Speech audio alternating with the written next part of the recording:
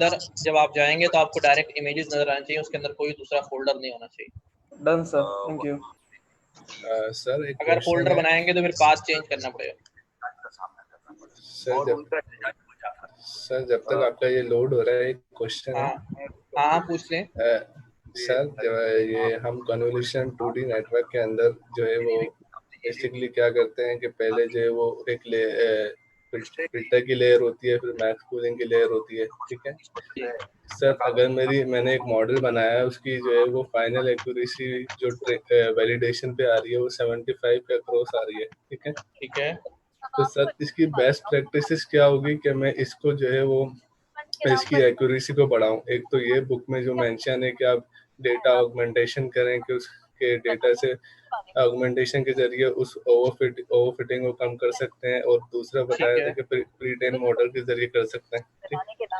तो सर जिस तरह हमने पिछले चैप्टर्स में कवर किया था कि ओवरफिटिंग के मुख्तलिफ जरिए हैं कि हम टॉप आउट लेयर लगा दें, रेगुलराइजेशन लगा दें, सब कुछ ठीक है, या ट्यूनिंग हाई पैरामीटर की ट्यूनिंग करके चेक कर लें। तो सर मेरा क्वेश्चन ये कि ये जो हमने 2 फिल्टर लगाए, कि पहले 2 फिल्टर लगा दिए कन्वोल्यूशन के,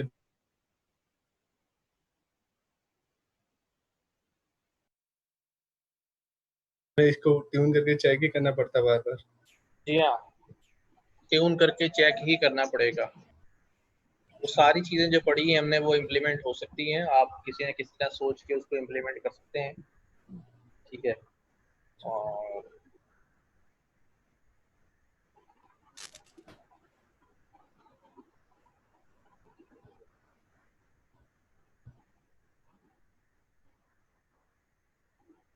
और कोई क्वेश्चन पूछना है तो पूछ लें, जब तक किसी को रेज हैंड कर लें। अस्सलामुअलैकुम सर।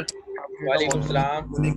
सर वो जो आपने नहीं बोला था कि एक्स्ट्रा वीडियो, सर मैं अभी ज्वाइन हुआ हूँ तो लेट हो गया, तो सर आपने जो नहीं बोला था कि एक्स्ट्रा वीडियो बना के डाल देंगे इसकी कैट्स एंड डॉग्स की, वो आपने आपने नहीं डाली? वही काम करा रहा हूँ मैं।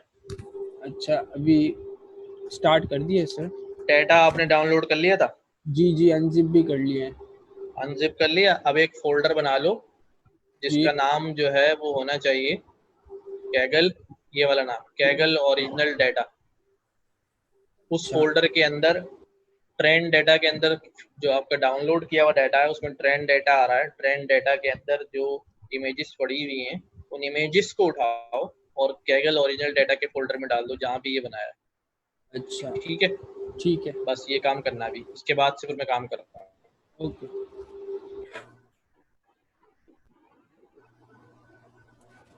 सर क्वेश्चन है। यस सिर्फ ट्रेन और टेस्ट करेंगे या वैलिडेशन भी है? वैलिडेशन भी है इसमें। ठीक है सर। सर जो बुक वाला डेटा है ना उसमें 3 फोल्डर बने, ट्रेन, टेस्ट और वैलिडेशन, और फिर उन फोल्डर्स के अंदर ना कैट्स और डॉग्स के अलग अलग फोल्डर बने हुए। तो मैंने कैट्स और डॉग्स का एक ही फोल्डर में मतलब कंबाइन करके सारा डेटा ना फिर वो अपने रिपोजिटरी मेन मतलब फोल्डर में ले आया हूँ, केगल ओरिजिनल डेटा के नाम के फोल्डर में। सही है ना इस तरह से? चलो ठीक है।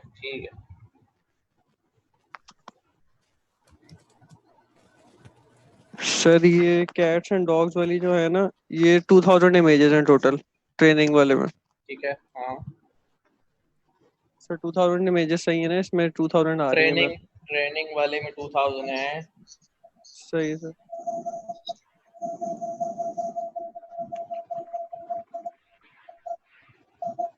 सर 25,000 है। 25,000 तो टोटल इमेजेस है ना ट्रेन की।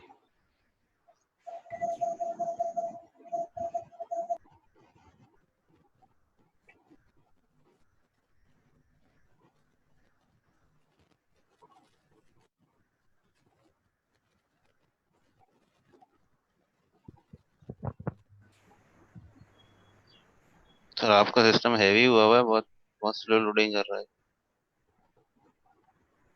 सिस्टम हैवी हुआ है? नहीं, आप में बहुत देर लगा रहा है कॉपी करने। पता नहीं यार क्यों देर लगा रही। 3-4 मिनट में हो गई यहाँ तो। चले आपके में भी कंप्लीट होगा। सर ये क्लासिफिकेशन प्रॉब्लम है या फिर ऑब्जेक्ट डिटेक्शन प्रॉब्लम है? ये क्लासिफिकेशन है भाई। सर इसमें तो बैकग्राउंड भी आ रहा होता है ना, तो उसमें से हम जो है कैट या डॉग को आइडेंटिफाई कर रहे होते हैं, ऑब्जेक्ट वो डिटेक्शन अलग नहीं है। वो अलग काम है ना, हम बैकग्राउंड की मदद से करेंगे, सिर्फ डॉग और कैट को देख के बता रहे हैं कि ये क्या है।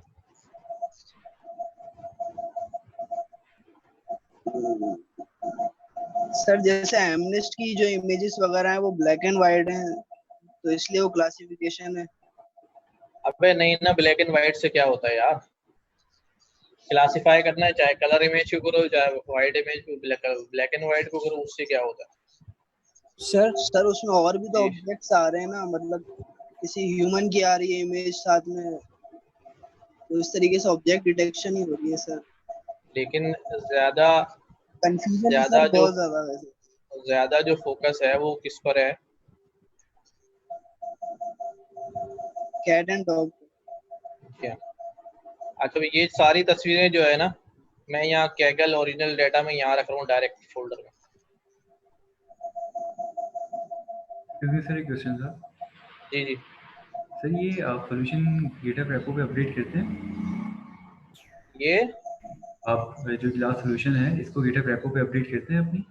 हाँ, गिटहब रेपो भी कर देता हूँ, प्लस जो है ना वो वैसे भी लिंक शेयर कर देता हूँ, जुपिटर नोटबुक भी दे देता हूँ अपनी क्लास की। सर ये आप बिकॉज मैं इससे पहले जो है सिंह बॉय स्काउट से पढ़ रहा था, मैंने 2 क्वार्टर्स वहाँ से किए हैं, तो ठीक मुझे है। आपके आपके ग्रुप का नहीं पता, आपका ग्रुप कहाँ पर है, फेसबुक पे या फिर इसके अलावा पी आपको आई गिटहब का ए रेपो? आई सी सर नासिर के नाम से फेसबुक ग्रुप है। ठीक है, और GitHub repo sir? GitHub repo अभी बता देता हूँ।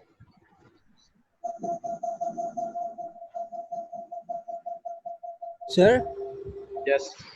सर ये जो हमने ये केगल डेटा वाला फोल्डर बनाया ओरिजिनल, और जो हमने डाउनलोड किया था उसमें से ट्रेन वाला फोल्डर सिर्फ कॉपी करना है ना? हाँ, ट्रेन वाला फोल्डर के अंदर से भी इमेजेस कॉपी करनी है। अच्छा, ट्रेन का पूरा फोल्डर नहीं करना? फोल्डर भी उठा लो तो कोई इशू नहीं है वैसे तो, लेकिन डायरेक्ट इमेज उठा लो तो आपको पाथ सेट करना आसान रहेगा। अच्छा भाई, अब देखें डेटा कॉपी हो गया है मेरे पास।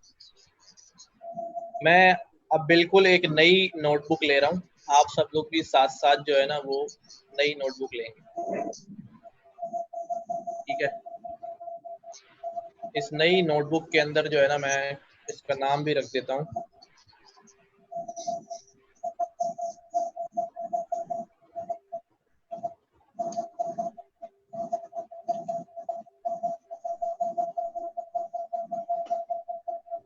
अब क्या हो क्या रहा है इसके अंदर ये समझना पड़ेगा। हमारा काम जो है वो यहाँ से शुरू हो रहा है। ठीक है, अच्छा भाई ये जरा सब लोग जरा म्यूट कर दें, शोर आ रहा है पंखे का शायद। Sorry sir. अच्छा, अब ये है कि ये मेरे पास एक पाथ है, जो पाथ है कैगल ओरिजिनल डाटा का, जहां मेरा डाटा का फोल्डर पड़ा हुआ है, जहां ओरिजिनल डाटा मैंने ट्रेन में से उठा के कॉपी करके रखा है। ठीक है, इस पाथ को मैंने स्ट्रिंग बना के सेव कर लिया है ओरिजिनल डाटा डायरेक्टरी।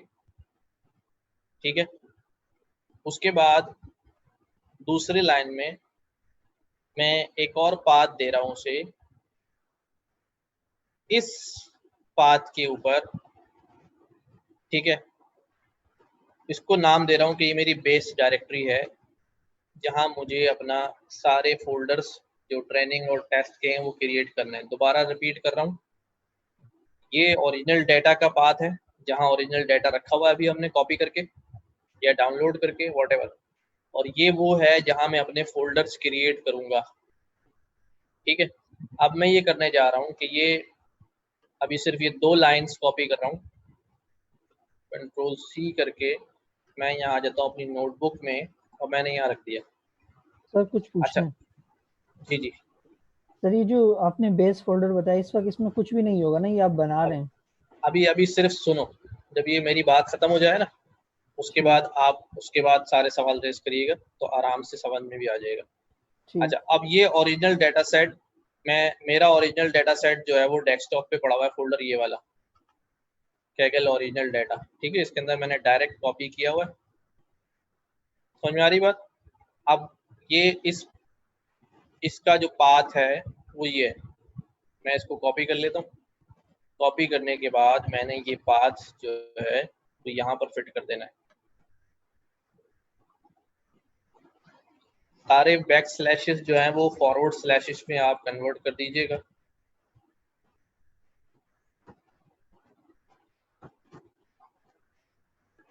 ठीक है, ये मैंने सेल जो है वो एग्जीक्यूट कर दिया।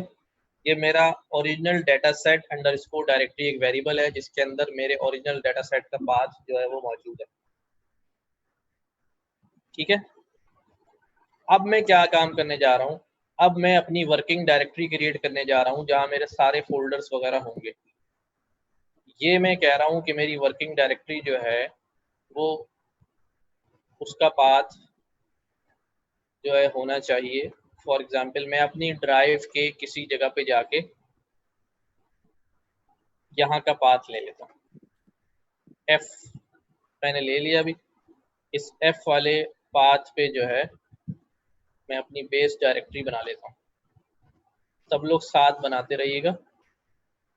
ये मैंने काम किया, ये मैंने यहाँ पर इसको रखा और इधर से हटा के मैंने इसको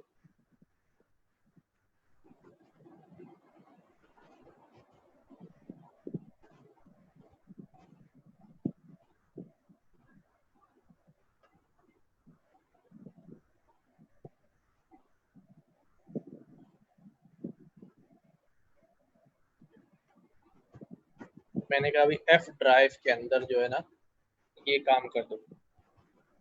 जब मैं इसको एग्जीक्यूट करूंगा तो ये मेरा ऑपरेटिंग सिस्टम जो है उसका फोल्डर क्रिएट कर देगा वहां पर os.mac डायरेक्टरी। F से पहले फॉरवर्ड स्लैश हटा दें।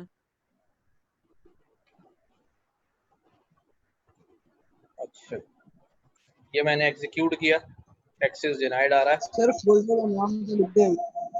जी, फोल्डर का नाम तो बता दें। फोल्डर का नाम भी लिखना है ना?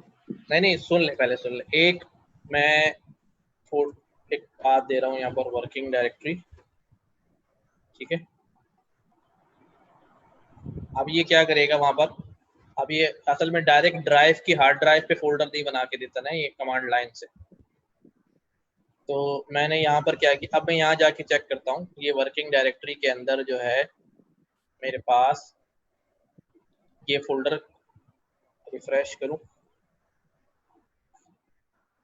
आ जाए। आपके पास फोल्डर नजर आ रहा है? अपने पास चेक करें।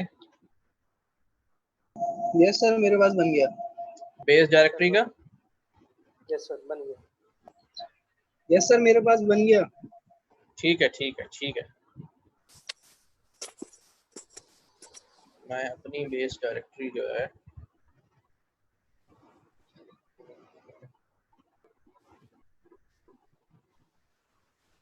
ठीक है, अब ये मेरे पास क्या बन गया, एक बेस डायरेक्टरी के लिए मेरा वर्किंग डायरेक्टरी के नाम का फोल्डर क्रिएट हो गया। ठीक है, ये फोल्डर मेरी वर्किंग डायरेक्टरी है। अब चलते हैं अगले स्टेप के ऊपर। अगले स्टेप में क्या कह रहा है उसको जरा समझिएगा सब लोग। ये क्या कह रहा है, कह रहा है कि भाई जो बेस डायरेक्टरी का फोल्डर है उस यानी ये जो बेस डायरेक्टरी का पाथ है, इस पाथ के आगे ज्वाइन कर दो ट्रेन को, यानी बेस डायरेक्टरी के आगे स्लैश ट्रेन लगा दो और उस पाथ को सेव कर दो ट्रेन डायरेक्टरी। ट्रेन डायरेक्टरी में सेव करके वहां पर एक डायरेक्टरी बना दो, तो ट्रेन के नाम का फोल्डर जो है वो बेस डायरेक्टरी में बन जाएगा। इसी तरह वैलिडेशन के लिए भी यही काम किया, बेस डायरेक्टरी के अंदर वैलिडेशन का एक फोल्डर क्रिएट हो जाएगा। इस तरह टेस्ट डायरेक्टरी के लिए भी ये काम किया। तो ये तीनों कॉपी करके आप जो है वहां ले जाएंगे और इसको अलग सेल में यहाँ चला देंगे। सर ये MKDIR क्या है? जी, MKDIR क्या हुआ इसको? सर मतलब स्पेसिफिक किसके लिए होता है ये यार उधर लिखा हुआ है ना operating system dot mkdir make directory DOS इस्तेमाल किया है कभी? कमांड लाइन पे फोल्डर बनाते हैं ना, मेक डायरेक्टरी और ये सारी चीजें इस्तेमाल करते हैं ना, नाम से ही पता चल जाता है यार। चलो खैर, तो ये क्या करेगा, ये ऑपरेटिंग सिस्टम को यहाँ से कमांड दे रहा हूँ मैं जुपिटर नोटबुक से कि ये फोल्डर बना दो इस रूट के ऊपर, रूट ये रहा,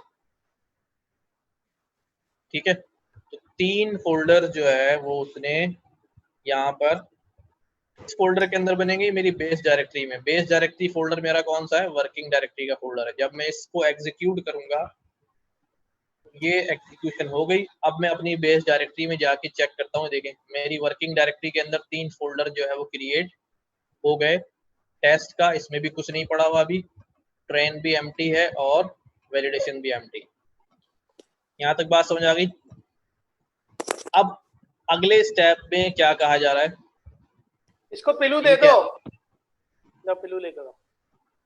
अरे भाई माइक हो जो है ना खुला हुआ है, तो लड़ाई झगड़ा नहीं करो घर में। म्यूट करना सबको।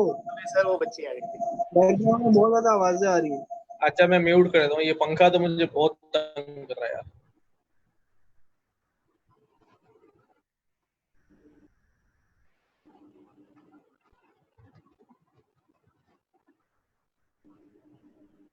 अली अब्बास भाई सवाल पूछना चाह रहे हैं, अभी थोड़ी देर रुक जाओ यार, मैं अभी लेता हूँ, पहले ये काम कर लूँ।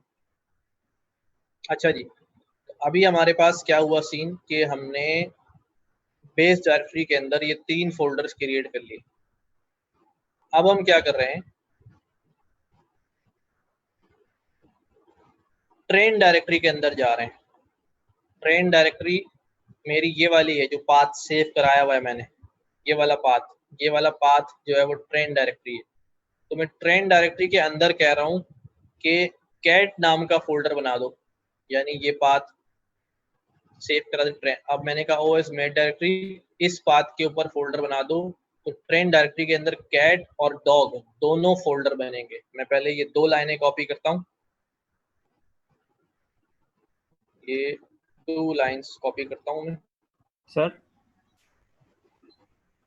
जी सर ये तो वही स्ट्रक्चर बन रहा है जो एक ओरिजिनल फोल्डर में था जिसको हमने अनजिप किया था, पूरा वही स्ट्रक्चर बन रहा है। हाँ वही स्ट्रक्चर बनेगा, ठीक है। ये अब जब इस सेल को एग्जीक्यूट करूंगा, ये सेल एग्जीक्यूट हुआ। अब मेरे पास ट्रेन डायरेक्टरी के अंदर 2 फोल्डर हैं, एक का नाम कैट है और एक का नाम डॉग है। सिमिलर काम जो है वो अब मैं वैलिडेशन के लिए और टेस्ट के लिए ये लाइंस कॉपी कर रहा हूँ। वैलिडेशन और टेस्ट के लिए भी उसे कह रहा हूँ कि फोल्डर जो है वो क्रिएट कर दो। कंट्रोल सी किया मैंने इसको और अगले सेल में। अच्छा ये ध्यान में रहेगा कि अगर एक काम कर लिया है तो फिर अगला काम उसके नेक्स्ट सेल के अंदर करना है। उसकी वजह क्या है कि अगर मैं इसी सेल में पेस्ट करूंगा, ठीक है, तो ये वाला काम दोबारा एग्जीक्यूट होगा। तो वो दोबारा एग्जीक्यूट नहीं करेगा, वो एरर देगा कि इस नाम का फोल्डर तो पहले ही मौजूद है क्योंकि हमने पहले बना लिया है। क्लियर है बात? इसलिए अलग अलग सेल्स के अंदर जो है ना काम करते जाना ताकि काम रिपीट ना हो। अब मैंने इसको एग्जीक्यूट किया तो अब यहाँ मेरे पास वैलिडेशन के अंदर भी 2 फोल्डर हो गए, टेस्ट ट्रेन के अंदर भी 2 फोल्डर हो गए और टेस्ट के अंदर भी 2 फोल्डर हो गए। ठीक है, ये फोल्डर्स अभी सारे के सारे जो हैं वो एम्प्टी फोल्डर्स हैं। ये मेरी डायरेक्टरीज मुकम्मल हो गए, अभी सिर्फ फोल्डर क्रिएट हुए, कोई डाटा हमने नहीं उठाया। अब हमारे पास डाटा जो है वो सारा ओरिजिनल डाटा के फोल्डर के अंदर डंप पड़ा हुआ है। वहां से मैंने अपने रिक्वायर्ड अमाउंट ऑफ डाटा हर एक फोल्डर के अंदर पास कराना है। अभी ट्रेन तुम इतनी इमेजेस ले लो, टेस्ट तुम इतनी इमेजेस ले लो, वैलिडेशन तुम इतनी इमेजेस ले लो। ठीक है, इसके लिए अब हम यहाँ आ जाते हैं। ये हमारे पास कोड हमें नजर आ रहा है। ये क्या कह रहा है अभी कि 1000 तक ये लूप चलेगा और हर दफा आई के अंदर 1 0 से वैल्यू शुरू होगी। फॉर्मेट 0, ये फॉर्मेट हमें पता है कैसे करते हैं, कर्ली ब्रैकेट लगा के डॉट फॉर्मेट का फंक्शन इस्तेमाल किया मैंने। फॉर्मेट के अंदर जो भी वैल्यू आएगी कर्ली ब्रैकेट के अंदर फिट हो जाएगी। तो पहले 0 आएगा तो ये बन जाएगा cat 0.jpg, एक नाम बन जाएगा। लिस्ट कॉम्प्रिहेंशन इस्तेमाल किया हुआ है, इसलिए मैं इसको आपको दिखा भी दूं कि क्या बनेगा। कंट्रोल सी, यहाँ कंट्रोल वी, मैं इसको 1000 की बजाय 10 कर देता हूँ ताकि आपको समझ में आए कि क्या बन रहा है। अब एफ नेम्स में मेरे पास क्या चीज़ है, लेट्स सी, सिर्फ नाम है। उसने 0 उठा के यहाँ डाला, 1 डाला, 2 डाला और नाम क्रिएट किए हैं इमेज, जो नाम इमेजेस के रखने वाले हैं, राइट। तो ये 1000 नाम क्रिएट करेगा जब हम इसको एग्जीक्यूट करेंगे। अभी मैं इसको 1000 पे वापस ले जाता हूँ।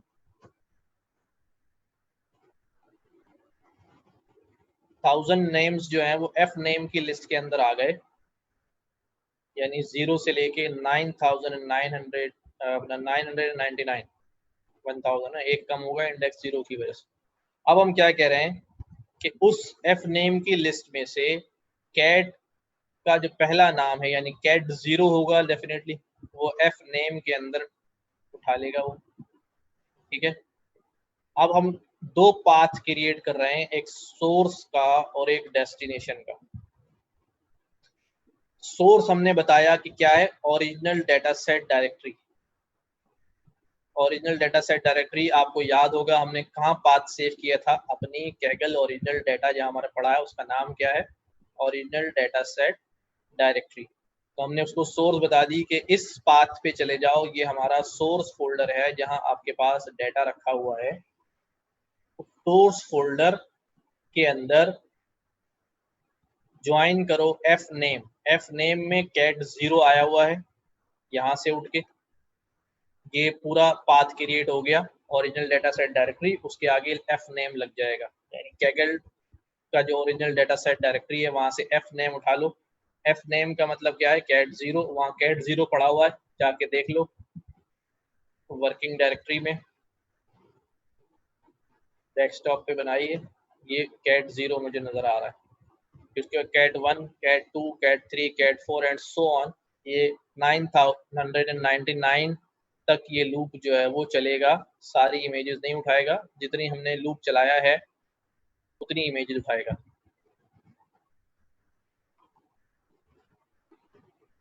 अच्छा जी, और फिर हमने यहाँ पर कहा डेस्टिनेशन बताई उसे कि डेस्टिनेशन है कि ये सोर्स और डेस्टिनेशन है, क्या करना है। ट्रेन कैट्स डायरेक्टरी जो मैंने फोल्डर ऊपर क्रिएट किया है, ये वाला जो एम्प्टी फोल्डर बना हुआ है कैट्स डायरेक्टरी का, इसके अंदर ले जाना है डेटा के फोल्डर से उठा के। ये दो पाथ डिफाइन कर दिए और यहाँ कह दिया भाई कॉपी फाइल, सोर्स से उठाओ और डेस्टिनेशन में ले जाओ। अभी सिर्फ मैं इस सेल को एग्जीक्यूट कर रहा हूँ ताकि मैं देख सकूं कि भाई ये क्या ऑपरेशन परफॉर्म हुआ है। ये मैंने यहाँ पर किया, थोड़ी इंडेंटेशन करनी पड़ेगी। नहीं बेटा भी काम कर रहे हैं, ठीक है। अब ये आ गया और मैंने इसको एग्जीक्यूट किया, ये कहता है कि भाई अच्छा ये पीछे जाएगा, पढ़ा रहे हूँ, कल पढ़ा रहे। अब ये मैंने जो है इसको एग्जीक्यूट किया। म्यूट कर लें भाई, म्यूट कर लें, बच्चे तो तंग करते ही हैं। अब ये एग्जीक्यूट हो गया। अब मैं चेक करता हूं कि मेरे पास मेरे सोर्स फोल्डर, डेस्टिनेशन फोल्डर यानी कि ट्रेन कैट्स डायरेक्टरी में 1000 इमेज कॉपी हुई या नहीं हुई। तो मेरी वर्किंग डायरेक्टरी जो है वो यहाँ पर थी एफ के अंदर वर्किंग डायरेक्टरी, और यहाँ पर ट्रेन के अंदर कैट्स के फोल्डर में मेरे पास इमेजेस शिफ्ट हो गई। सबको ये बात समझ आ गई। अभी सिर्फ मैंने थोड़ा एक पार्ट एग्जीक्यूट किया है, इसलिए सिर्फ ट्रेन के अंदर इमेजेस आई हैं। अगर मैं अब इसको अगले पार्ट्स भी इस तरह एग्जीक्यूट करूं तो अब क्या कह रहे हैं, अभी 1000 से लूप चलाओ और 1500 तक ले जाओ, क्योंकि 1000 तक तो इमेजेस यहाँ पर आ गई। अब 1000 से शुरू करो और 1499 तक चलाओ और उसको कहाँ रख लेना भाई, ओरिजिनल डेटा सेट से उठा के वैलिडेशन वाले फोल्डर में डाल देना। सर ये 1000 से मतलब दोबारा कॉपी करेगा तो ये तो डबल हो जाएगी एक पिक। अबे यार तू कहाँ से आया मेरे दोस्त, लूप एक कम चलता है यार, लास्ट वाली एक्सक्लूडेड होती है भाई। 0 से शुरू होता है। वैलिडेशन का डेटा अलग कर रहे हैं ना अभी।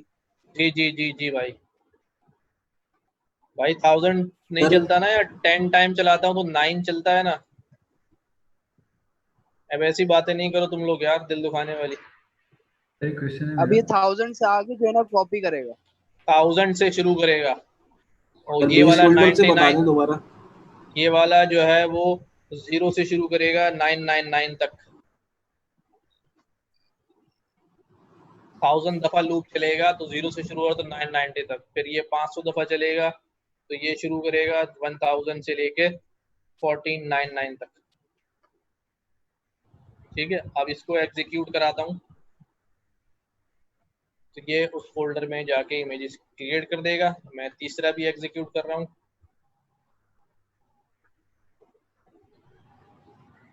सही है कि कैट जिस तरीके से लेबल उसका लगा हुआ है 0, 1, 2 एंड 3 एंड 4, अगर ये नेम डिफरेंट होंगे तो फिर हम कैसे इसको एक्सट्रैक्ट कर सकते हैं उस फोल्डर में? क्या करेंगे? जिस तरीके से यहाँ पर तुमने जो फॉर का लूप लगाया है उससे पहले जो हमारी स्टेटमेंट है कैट डॉट जो हमने ठीक है आगे बोले। तो हमने तो उसको इस नेम से एक्सट्रैक्ट कर रहे हैं वहां से। हाँ, जिस तरीके से वहां भी नेम क्योंकि यही है, हमें पता है कि वहाँ डाटा में ये नाम है ना। अगर नेम वहाँ डिफरेंट होंगे तो फिर क्या करेंगे सर? मतलब आपके ख्याल में बिल्ली की जगह क्या लिखा होगा? नहीं सर, कहने का मतलब ये मे बी उसका लेबल कुछ और हो। आप वहाँ तो लेबल की बात नहीं कर रहा हूँ, एक तस्वीर कैट की है तो कैट के नीचे क्या लिखा होगा आपके ख्याल में? नहीं सर, वो कह रहे हैं अगर ओरिजिनल डेटा किसी और शक्ल में हो या उनका नाम मेरे कुछ और भाई बात ये है कि ये तो कैगल से ले रहे हैं तो पक्का पकाया मिल रहा है ना।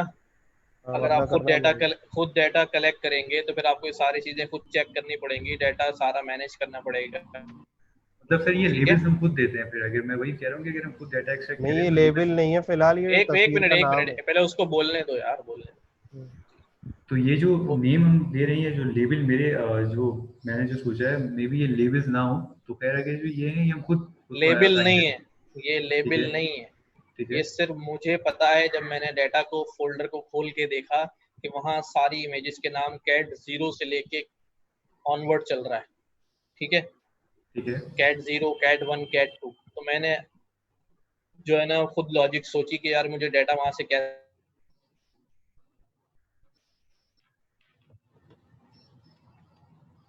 काम क्या है, वहाँ फोल्डर ही बनाना है ना। आप विंडो से जाके 4 फोल्डर बना लो, ट्रेन, टेस्ट, वैलिडेशन के, उसके अंदर कैट एंड डॉग बना लो, डाटा में से जाओ कॉपी करो इमेजेस, वहां लाके पुट करते जाओ। समझ लो, वैसे भी काम हो जाएगा।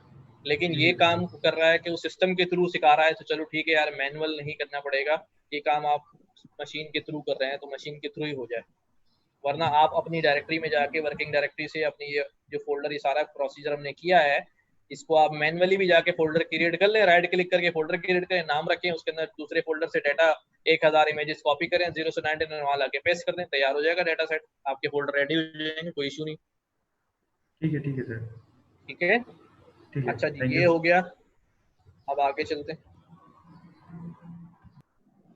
अब ये कैट का तो हो गया था, अब ये काम इन्होंने डॉग के लिए किया हुआ है। ठीक है, तो मैं इसको जो है पूरा काम ये बिल्कुल वैसा ही हुआ है, लेकिन यहाँ सिर्फ बात हो रही है डॉग की इमेजेस की।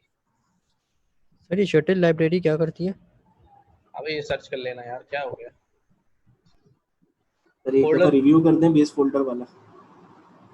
अब एक बीच में रिव्यू नहीं करूंगा, पूरा कराने के बाद दोबारा रिव्यू करूंगा। ठीक है सर।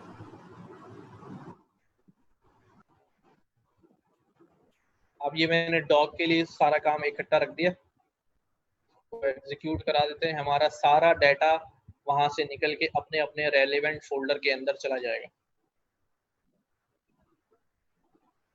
ठीक है, ये एग्जीक्यूट हो गया। Now we can check.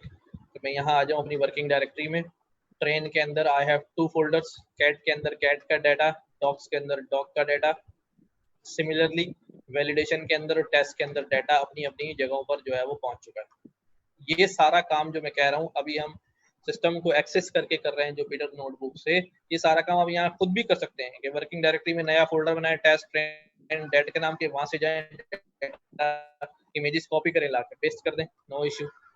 तो काम को करने की एक अप्रोच नहीं होती, बहुत सारी अप्रोचेस होती हैं, कोई सी भी फॉलो कर लें। क्योंकि बुक को फॉलो कर रहा हूँ तो मैंने कहा चलो यार यही वाला काम कर लेते हैं। अच्छा, ये अब हमारे पास डाटा जो है हमारा रेडी हो गया है काम करने के लिए। ठीक है, अच्छा भी क्या पूछ रहे हो अरकम भाई, क्या कह रहे थे?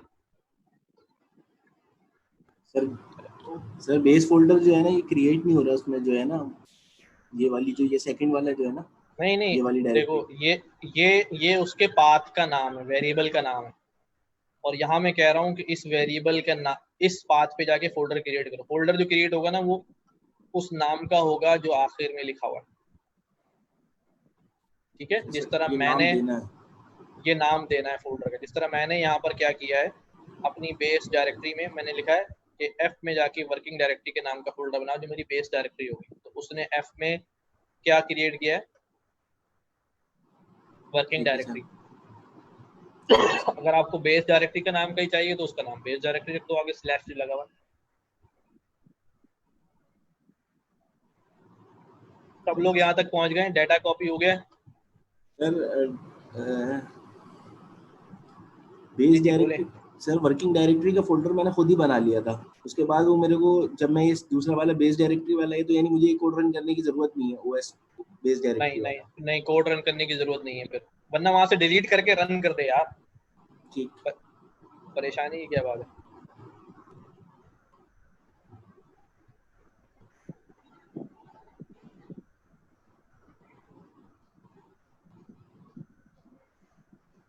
ठीक है, अब हम चल रहे हैं अगले स्टेप में।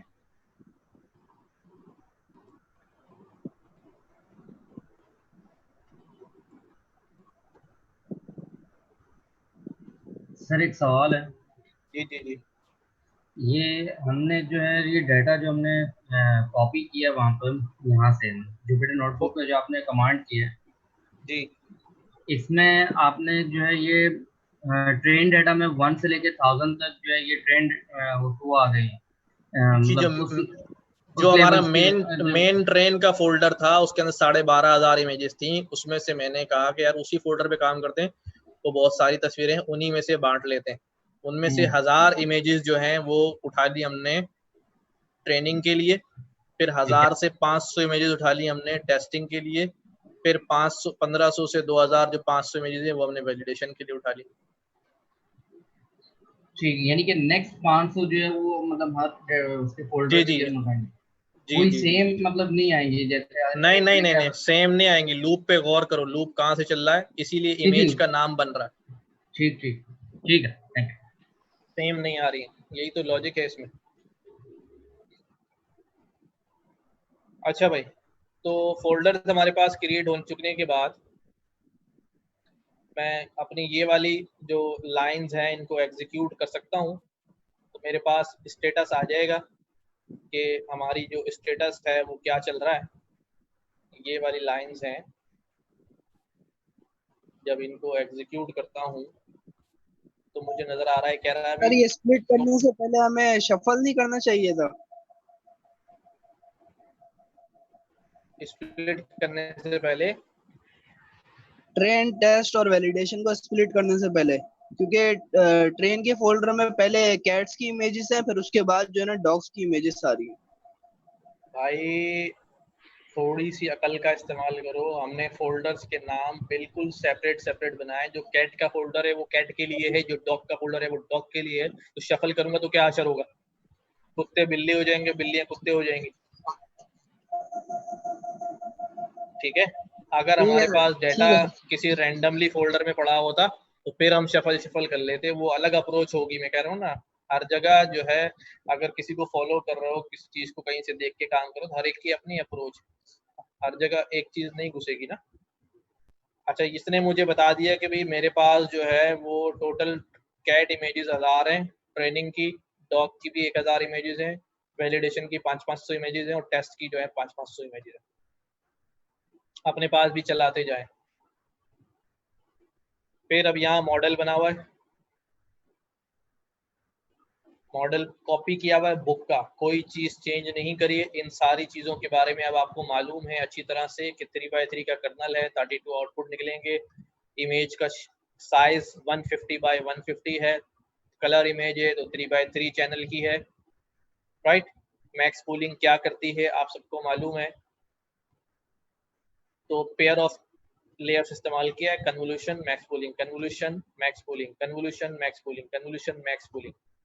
उसके बाद फाइनली हमने इमेज को फ्लैट किया, फ्लैट करने के बाद मैंने बताया था अपना आप क्लासिफायर जो है वो डेंस का ही यूज करेंगे, ठीक है।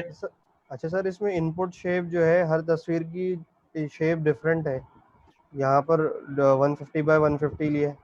ठीक है, अभी आगे काम कर रहे हैं ना उसके अंदर, आगे जब काम करेंगे तो वहाँ इमेज का साइज हम कह देंगे डालने से पहले ये साइज कर देना, तो वो खुद ही उसको क्रॉप करके सेम कर देगा साइज सबका, अभी आएगा आगे वो। ठीक है, ठीक है। तो ये मॉडल हो गया। मॉडल की समरी चेक करता हूँ। समरी के अंदर मुझे बता रहा है कि 148 की इमेज आ रही है, 150 साइज डिफाइन किया था ना, लेकिन ये कितने उठाएगा? 148 के बाद मैक्स पूल करके आधा कर देगा, आधे के बाद फिर दोबारा कन्वोल्यूशन लगा, 2 कम हो गया, फिर मैक्स पूल ने आधा कर दिया, फिर कन्वोल्यूशन लगा, 2 कम हो गया, मैक्स पूल ने आधा कर दिया, फिर कन्वोल्यूशन लगा, 2 कम हो गया, मैक्स पूल ने आधा कर दिया।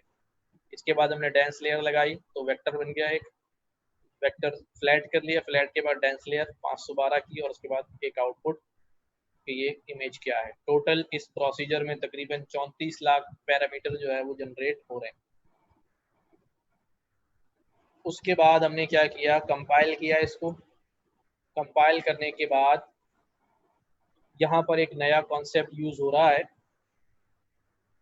सब लोग जरा तवज्जो से ये बात सुने। पाइथन में आप लोगों ने शायद नहीं पढ़ा है, एक कॉन्सेप्ट होता है जनरेटर्स, सुना है किसी ने? सुना है सर। जनरेटर फंक्शंस, जनरेटर क्या होते हैं? रेंज जनरेट करता है बेसिकली, वो कुछ ऐसी चीजें यूज की थी। रेंज जनरेट करता है, क्या करता है? अच्छा भी सुन ले चले। अब इशू क्या कर रहे हैं हम, मॉडल हमारा बन चुका है, हमने कंपाइल चला लिया, log binary cross entropy optimizer RMS टॉप लर्निंग रेट दे दिया है, मैट्रिक्स हमने एक्यूरेसी पास कर दी। अब कहते हैं कि लेकिन ये तो मॉडल तैयार हो गया है, डाटा भेजने से पहले डाटा को प्री प्रोसेस करना पड़ता है। जिस तरह अभी किसी ने बात की थी कि साइज हर एक इमेज का डिफरेंट हो रहा है, तो इसका मतलब ये है कि मुझे डाटा को प्री प्रोसेस करके एक साइज भेजना पड़ेगा इमेजेस का। तो यहाँ कुछ स्टेप्स लिखे हुए हैं कि पहला स्टेप क्या है कि आपने रीड करनी है सारी फाइल्स, ठीक है भाई। उसके बाद उसको डिकोड करना है कंटेंट को RGB पिक्सल्स के अंदर, क्योंकि वो इमेजेस हैं, हमने उसको नंपाई अरे में टेंसर में कन्वर्ट करना है, ठीक है। टेंसर में कन्वर्ट करने के बाद हमने उसको स्केल डाउन भी करना है 0-1 के अंदर। ये सारा काम आपने एग्जाम्पल चैप्टर 2 में किया था कि आप इमेज को किस तरह 0-1 में क्यों करते हैं। अब ये काम होगा कैसे, ये बड़ा गंभीर काम है, ठीक है, कि डिकोड करना अगर इसका कोड खुद लिखने बैठे तो it will take a lot of time, और मुश्किल भी होती है, लेकिन it may seem a bit daunting, मुश्किल लगता है, but fortunately Keras has utilities to take care of these steps automatically. Keras के अंदर ये काम ऑटोमेटिकली हो जाते हैं, यानी जिंदगी आसान है केरस में। Keras has a module with image processing helper tool, एक मॉड्यूल है इमेज प्रोसेसिंग का हेल्पर टूल के तौर पे, जो कहाँ मौजूद है, केरस प्री प्रोसेसिंग इमेज के नाम से। इन particular it contains a class, इसके अंदर एक क्लास मौजूद है जिसका नाम है इमेज डाटा जनरेटर। अच्छा, इमेज डाटा जनरेटर के नाम से है, ये इमेजेस को जनरेट करता है। अभी मैं जनरेटर की बात बहुत डिटेल में आपसे करने वाला हूँ। which lets you quickly set up Python generators, जो जल्दी से Python generators लगा लेता है, that can automatically turns image files onto disk into batches of pre-processed tensor। ये सारा काम जो हमें करना है वो खुद ब खुद एक जनरेटर का जो यहाँ पर बना हुआ है क्लास इमेज डाटा जनरेटर की, ये सारा काम आपको खुद परफॉर्म करके दे देगी, बैचेस भी बना देगी, सारे काम आप सिर्फ पैरामीटर पास करेंगे कि क्या करना है आपको, वो सारे बैचेस वगैरह जो है वो आपके बना के दे देगी, कोई परेशानी की बात नहीं होगी। अच्छा, सबसे पहले ये इमेज डाटा जनरेटर को यूज कर रहे हैं, लेकिन हम जा रहे हैं सबसे पहले समझने कि जनरेटर होता क्या है। जनरेटर के लिए कुछ मैंने एग्जाम्पल की हुई है, देखिए सबको स्क्रीन नजर आ रही है? जी आ रही है सर। Yes sir. अच्छा जी, पढ़ के बताएं जरा क्या लिखा हुआ है। ये लर्निंग लिखा हुआ है, spelling mistake. Learning core concept of Python generators. Learning core concept of Python generators. ठीक है भाई। अच्छा भी अब पढ़ते जाता हूँ मैं, समझाता जाता हूँ। Python generators are often considered a somewhat advanced topic, but they are actually very easy to understand once you start using them on a regular basis. ठीक है, actually after you use generator from some time, you will often find them more readable and performant than other options. अच्छा, मैं यहाँ पर comparative study करके हम इसको generator को समझने की कोशिश करेंगे। कॉन्सेप्ट तो छोटा सा है लेकिन है बड़ा इम्पोर्टेंट। हमने इसको क्लास में शायद कवर नहीं किया है, इसलिए मैं इसको यहाँ कवर करा रहा हूँ। So in this notebook we will cover what a Python generator is and how and why we would use one and the performance benefits they give us. एक example है simply a simple program to calculate the square of a given list of numbers. Function बना हुआ है, ठीक है। इस function के पास input argument आएगा, उस argument के अंदर हम यहाँ से उसको लिस्ट भेज रहे हैं। ये लिस्ट नम्स में आएगी, रिजल्ट एम्प्टी, नम में से एक एक नंबर उठेगा और वो नंबर अपने आप से मल्टीप्लाई होके अपेंड होता रहेगा रिजल्ट की लिस्ट में, और रिजल्ट जो है वो रिटर्न हो जाएगा। तो फाइनली हमारे पास माई नम्स के अंदर एक लिस्ट आ जाएगी जो स्क्वायर बन चुकी हो।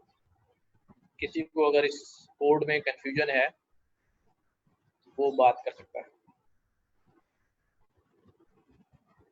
सर रिपीट कर दें ये जो अभी आपने कहा। अच्छा जी,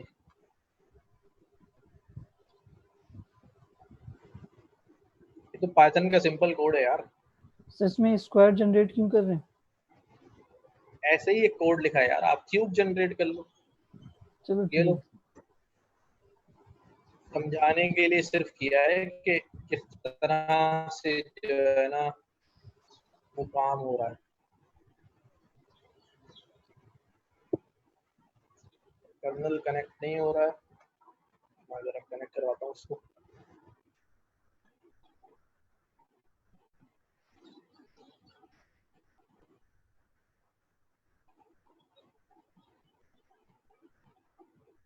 कर्नल रेडी, ठीक है भाई।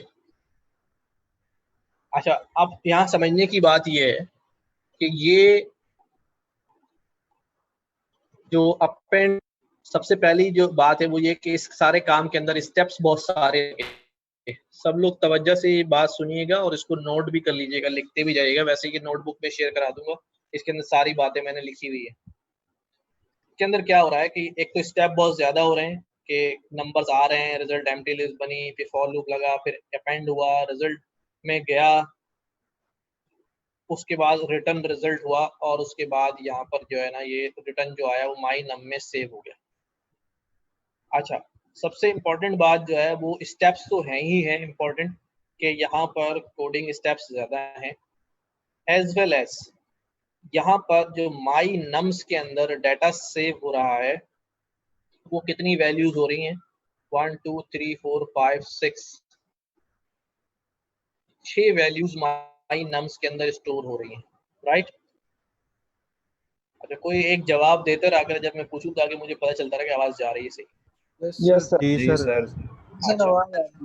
अब सीन ये है भाई कि ये थी 6 वैल्यूज। कितनी वैल्यूज थी? 6 वैल्यूज। अगर ये 6 वैल्यूज के बजाय एक इमेज होती 150 बाय 150 की, सुनिएगा मेरी बात गौर से, अगर ये 6 वैल्यूज के बजाय एक इमेज होती 150 बाय 150 की, तो इसका मतलब है 15,000 नंबर्स होते। यहाँ कितने नंबर? 15,000 नंबर।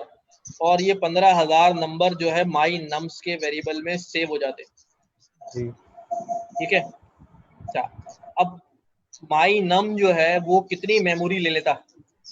बहुत ज्यादा। अभी यहाँ पर तो माई नम को कोई प्रॉब्लम नहीं हुई, 6 ही वैल्यूज थी यार, इतनी मेमोरी का मसला नहीं है। लेकिन अगर ये डाटा हजारों में और लाखों में और मिलियंस रिकॉर्ड में हो तो फिर आपको लग पता जाएगा कि माई नम जो है वो बेचारा कितना लोड बर्दाश्त कर रहा है। जिस तरह मैंने आपको एक इमेज की मिसाल दी, 15,000 पिक्सल्स उसके अंदर होंगे और हमारे पास जो कैगल से डाटा लिया उसके अंदर 25,000 इमेजेस हैं। कितनी? 25,000 इमेजेस।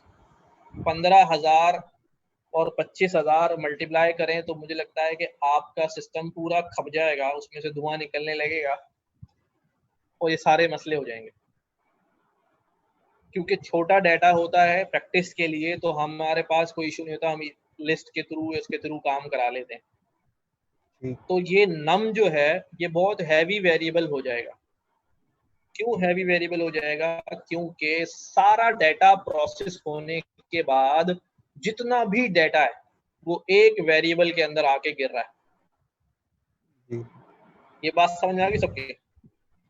अच्छा, अब यही टास्क जो हमने यहाँ पर किया है, इसी टास्क को हम जनरेटर की मदद से करते हैं। जब जनरेटर की मदद से यही टास्क हम परफॉर्म करते हैं, देखिए वो सेम काम है। ये फंक्शन बना हुआ है, फंक्शन के पास नंबर्स आएंगे, नंबर्स में से एक नंबर उठेगा और वो आपस में क्या होगा? मल्टीप्लाई होगा। और यहाँ पर कोई रिटर्न वगैरह नहीं है। कंपैरिजन में अगर देखूं, ना लिस्ट अपेंड हो रही है, ना रिजल्ट है, ना लिस्ट अपेंड हो रही है, ना रिटर्न हो रहा है। डायरेक्ट क्या लिखा हुआ है कि जो भी नंबर उठ रहा है यहाँ से उसको यील्ड कर दो। ये मैंने यहाँ लिखा हुआ है, this yield keyword makes a function a generator. कोई फंक्शन कैसे पता चलता है कि ये फंक्शन है या जनरेटर है? उसके अंदर रिटर्न की बजाय यील्ड का कीवर्ड लिखा हुआ होता। अब हमने क्या किया? अब हमने ये किया, स्क्वायर नंबर का फंक्शन कॉल किया। उस स्क्वायर नंबर के फंक्शन को वही लिस्ट जो है मैंने यहाँ पर 5 या 6 नंबरों की प्रोवाइड कर दी। ये लिस्ट यहाँ पे गई, यील्ड हुई, माई नम के अंदर वैल्यू आई। ठीक है, और वैल्यू आने के बाद अब मैं इसको प्रिंट करा रहा हूँ। आउटपुट आपको समझ नहीं आएगा लेकिन मैं समझाऊंगा कि आउटपुट क्या आ रहा है। जब मैंने इसको एग्जीक्यूट किया भाई, तो इसने आउटपुट में मुझे माई नम्स में वो वाला आउटपुट नहीं दिया जो मैं एक्सपेक्ट कर रहा था। क्या एक्सपेक्ट कर रहा था? 1, 4, 9, 16, 25, यही एक्सपेक्ट कर रहा था ना कि ये स्क्वायर करके जो है वो हमें वापस कर देगा। लेकिन ये आउटपुट यहाँ नहीं आ रहा। अब आउटपुट जो है वो उसने कहा, आउटपुट में मैं आपको जनरेटर का ऑब्जेक्ट दे रहा हूँ जिसकी लोकेशन मेमोरी में ये है। यानी माई नम्स जब प्रिंट करा रहा हूँ तो ये मुझे लौटा रहा है जनरेटर का ऑब्जेक्ट। ये क्या मसला है? ऐसा ही होगा जब भी आप जनरेटर को कॉल करेंगे, ठीक है, किसी भी तरह, तो जनरेटर बदले में आपको अपना ऑब्जेक्ट रिटर्न करेगा। ठीक है जी, ये बात क्लियर हो गई हमें कि ऑब्जेक्ट रिटर्न करेगा। अब मुझे तो नंबर चाहिए थे, ऑब्जेक्ट नहीं चाहिए था। यहाँ मैंने लिखा हुआ है, see we are no longer getting the required output this one, but instead we are getting a generator object. This generator object hold our value of the output. अब मुझे आउटपुट निकालना है तो मैं क्या करूंगा? यहाँ पर एक कीवर्ड यूज हुआ है नेक्स्ट, प्रिंट नेक्स्ट और जनरेटर ऑब्जेक्ट पास कर दिया। मैं इसको नेक्स्ट कराऊंगा तो मैं देखता हूं कि आउटपुट में पूरी लिस्ट नहीं आई, सिर्फ आया पहला जो आंसर था वो आया, पहली वैल्यू आई, पहला नंबर आया। यानी कि जब मैंने माई नम्स कॉल किया तो उस ऑब्जेक्ट्स में से जो रिजल्ट का पहला मेंबर था वो उठ के आया। ठीक है, अब मुझे बारी बारी नंबर गेट करने हैं तो मैंने कितनी बार नेक्स्ट चलाया? 1, 2, 3, 4। मैंने इस पूरे को एग्जीक्यूट किया तो ये क्या कहता है? अच्छा, पहले ये इसने चला दिया 4, 9, 6, यानी हर दफा जब नेक्स्ट करता जाऊंगा वहां से एक एक आउटपुट जो है वो आता रहेगा। दोबारा सुने क्या बात कह रहा हूँ, इधर से दोबारा देखें कि हम क्या कर रहे हैं। हमने यहाँ पर जब प्रिंट कराया माई नम्स को तो लिस्ट की तरह लिस्ट नहीं आई यहाँ पर, बल्कि ऑब्जेक्ट रिटर्न हुआ। ऑब्जेक्ट रिटर्न होने के बाद मुझे ऑब्जेक्ट नहीं चाहिए, मुझे तो वैल्यूज चाहिए। तो इस ऑब्जेक्ट की मदद से मैं बोलूँगा कि नेक्स्ट करो। जब नेक्स्ट करेगा तो ऑब्जेक्ट के अंदर से एक वैल्यू जो है वो लेकर आएगा। तो जब पहली बार नेक्स्ट किया तो पहली वैल्यू आई, दूसरी बार नेक्स्ट किया दूसरी वैल्यू आई, तीसरी बार, चौथी बार, पांचवी बार, तो पांचों वैल्यूज जो हैं वो बारी बारी निकल कर आई। अब सवाल ये है इसका फायदा क्या है? ये मेमोरी में होल्ड नहीं कर रहा होगा ना। हाँ, इसका फायदा यही है कि ये 6 की 6 वैल्यूज एक साथ माई नम के अंदर मेमोरी में जमा नहीं हो रही। इन 6 वैल्यूज का आंसर जो है माई नम्स के अंदर एक साथ मेमोरी में जमा नहीं हो रहा। ठीक है। अच्छा, अब होता क्या है कि जितनी बार मैं नेक्स्ट करता हूँ, ठीक है, माई नम्स, मैंने यहाँ माई नम्स को नेक्स्ट किया तो ये माई नम्स यहाँ पर आया। यहाँ पर आने के बाद इसने स्क्वायर नंबर को भेजा वहां पर, नंबर 1, पहले का नंबर सारे चले गए। फंक्शन जैसी कॉल हुआ, अब हमने आमतौर पे लूप में क्या पढ़ा है, जब लूप चल जाता है, गौर से सुनिएगा ये बात, जब लूप चल जाता है तो जितनी बार लूप को चलना होता है उतनी बार एग्जीक्यूट करता है, अगर हम उसको एक्सटर्नली ब्रेक या कंटिन्यू ना करें। लेकिन यहाँ पर क्या है कि लूप जब एक बार एग्जीक्यूट होता है, पहला नंबर यील्ड करता है, यील्ड करने के बाद वो नंबर यहाँ इधर आता है, इधर से माई नम्स में चला जाता है। ठीक है, माई नम्स में जाने के बाद वो नंबर हमने यहाँ पर नेक्स्ट से प्रिंट करा लिया। अब मैं फंक्शन को दोबारा नेक्स्ट करता हूँ तो ये दोबारा कॉल होता है।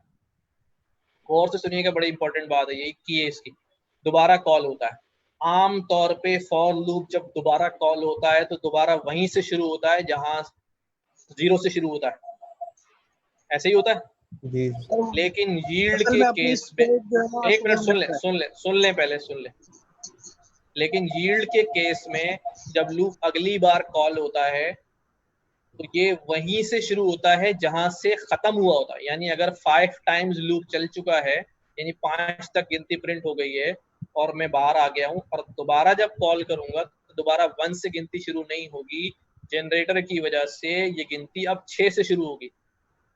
इसीलिए जब मैंने बार बार माई नम्स को कॉल किया तो ये, जब मैंने यहाँ माई नम्स को कॉल किया तो 1 से नहीं शुरू हुआ, 4 से शुरू हुआ। फिर मैंने दोबारा कॉल किया तो अब 4 से नहीं शुरू हुआ, 9 से शुरू हुआ।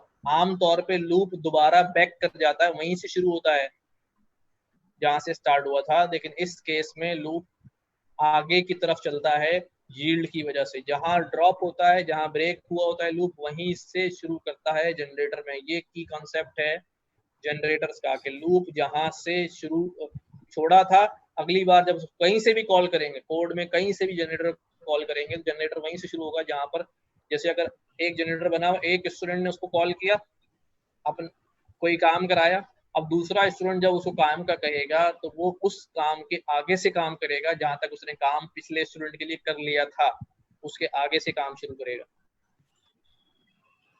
सर इसका मतलब ये हुआ कि नेक्स्ट जो है वो बता रहा है उसको कि आगे से काम करना है, आगे आगे अगली वैल्यू अगली वैल्यू अगली वैल्यू। ठीक है। अच्छा, लेकिन हम चाहते हैं कि नेक्स्ट तो हो, लेकिन इस तरह बारी बारी एक एक वैल्यू लूंगा तो 50,000 इमेजेस तो लेते लेते मुझे 50,000 नेक्स्ट ही लगाते बैठ जाऊंगा, मुश्किल हो जाएगी ना। तो हम क्या करेंगे, since we have got all our values now, still we will, अब सारी वैल्यूज निकल आएंगी। मैंने उसका दोबारा नेक्स्ट करो तो कह रहा है भाई स्टॉप आइटरेशन, अब कोई वैल्यू वहां पर बची नहीं है, सारी वैल्यूज आ चुकी हैं, इसलिए अब ये आपको एक्सेप्शन दे रहा है स्टॉप आइटरेशन की, कि आइटरेशन स्टॉप हो चुकी है, यानी वैल्यूज वहां पर खत्म हो चुकी हैं। सर एक चीज पूछनी थी, अभी रुक जाए। अब ये we can still use a for loop to access all values in one go। मैं next नहीं लगाना चाहता, मैं एक साथ ही सारी वैल्यूज गेट कर लेना चाहता हूँ। तो हमने क्या किया, सेम काम किया वैसे ही ना माई नम्स। अब माई नम्स को हमने लूप लगाया और लूप से हमने क्या किया, नम और प्रिंट नम। इससे क्या होगा, जब माई नम यहाँ से कॉल होगा तो ये माई नम जाएगा इसके पास, ये कॉल करेगा स्क्वायर नंबर को और उसे ये लिस्ट यहाँ प्रोवाइड करेगा नम्स के अंदर। नम्स के अंदर से नंबर 1 उठा, आई में गया, आई ने आई को मल्टीप्लाई किया और इसने 1 यील्ड करके बाहर आ गया। अब माई नम्स में 1 आ चुका है, माई नम्स में 1 आ चुका है, 1 से इसमें 1 आया और 1 प्रिंट हो गया। अगली बार फॉर लूप चल रहा है ना, दोबारा माई नम्स कॉल हुआ, यानी जनरेटर दोबारा कॉल हुआ है। एक बार जनरेटर कॉल हुआ था, 1 लेके आ गया, अब जनरेटर दोबारा कॉल हुआ है, दोबारा कॉल हुआ है, तो अगली बार ये जो नंबर शुरू करेगा वो 1 से नहीं शुरू करेगा, वो अब 2 से शुरू करेगा। 2 2 4 और 4 रिटर्न करेगा और यहाँ पर 4 प्रिंट होगा।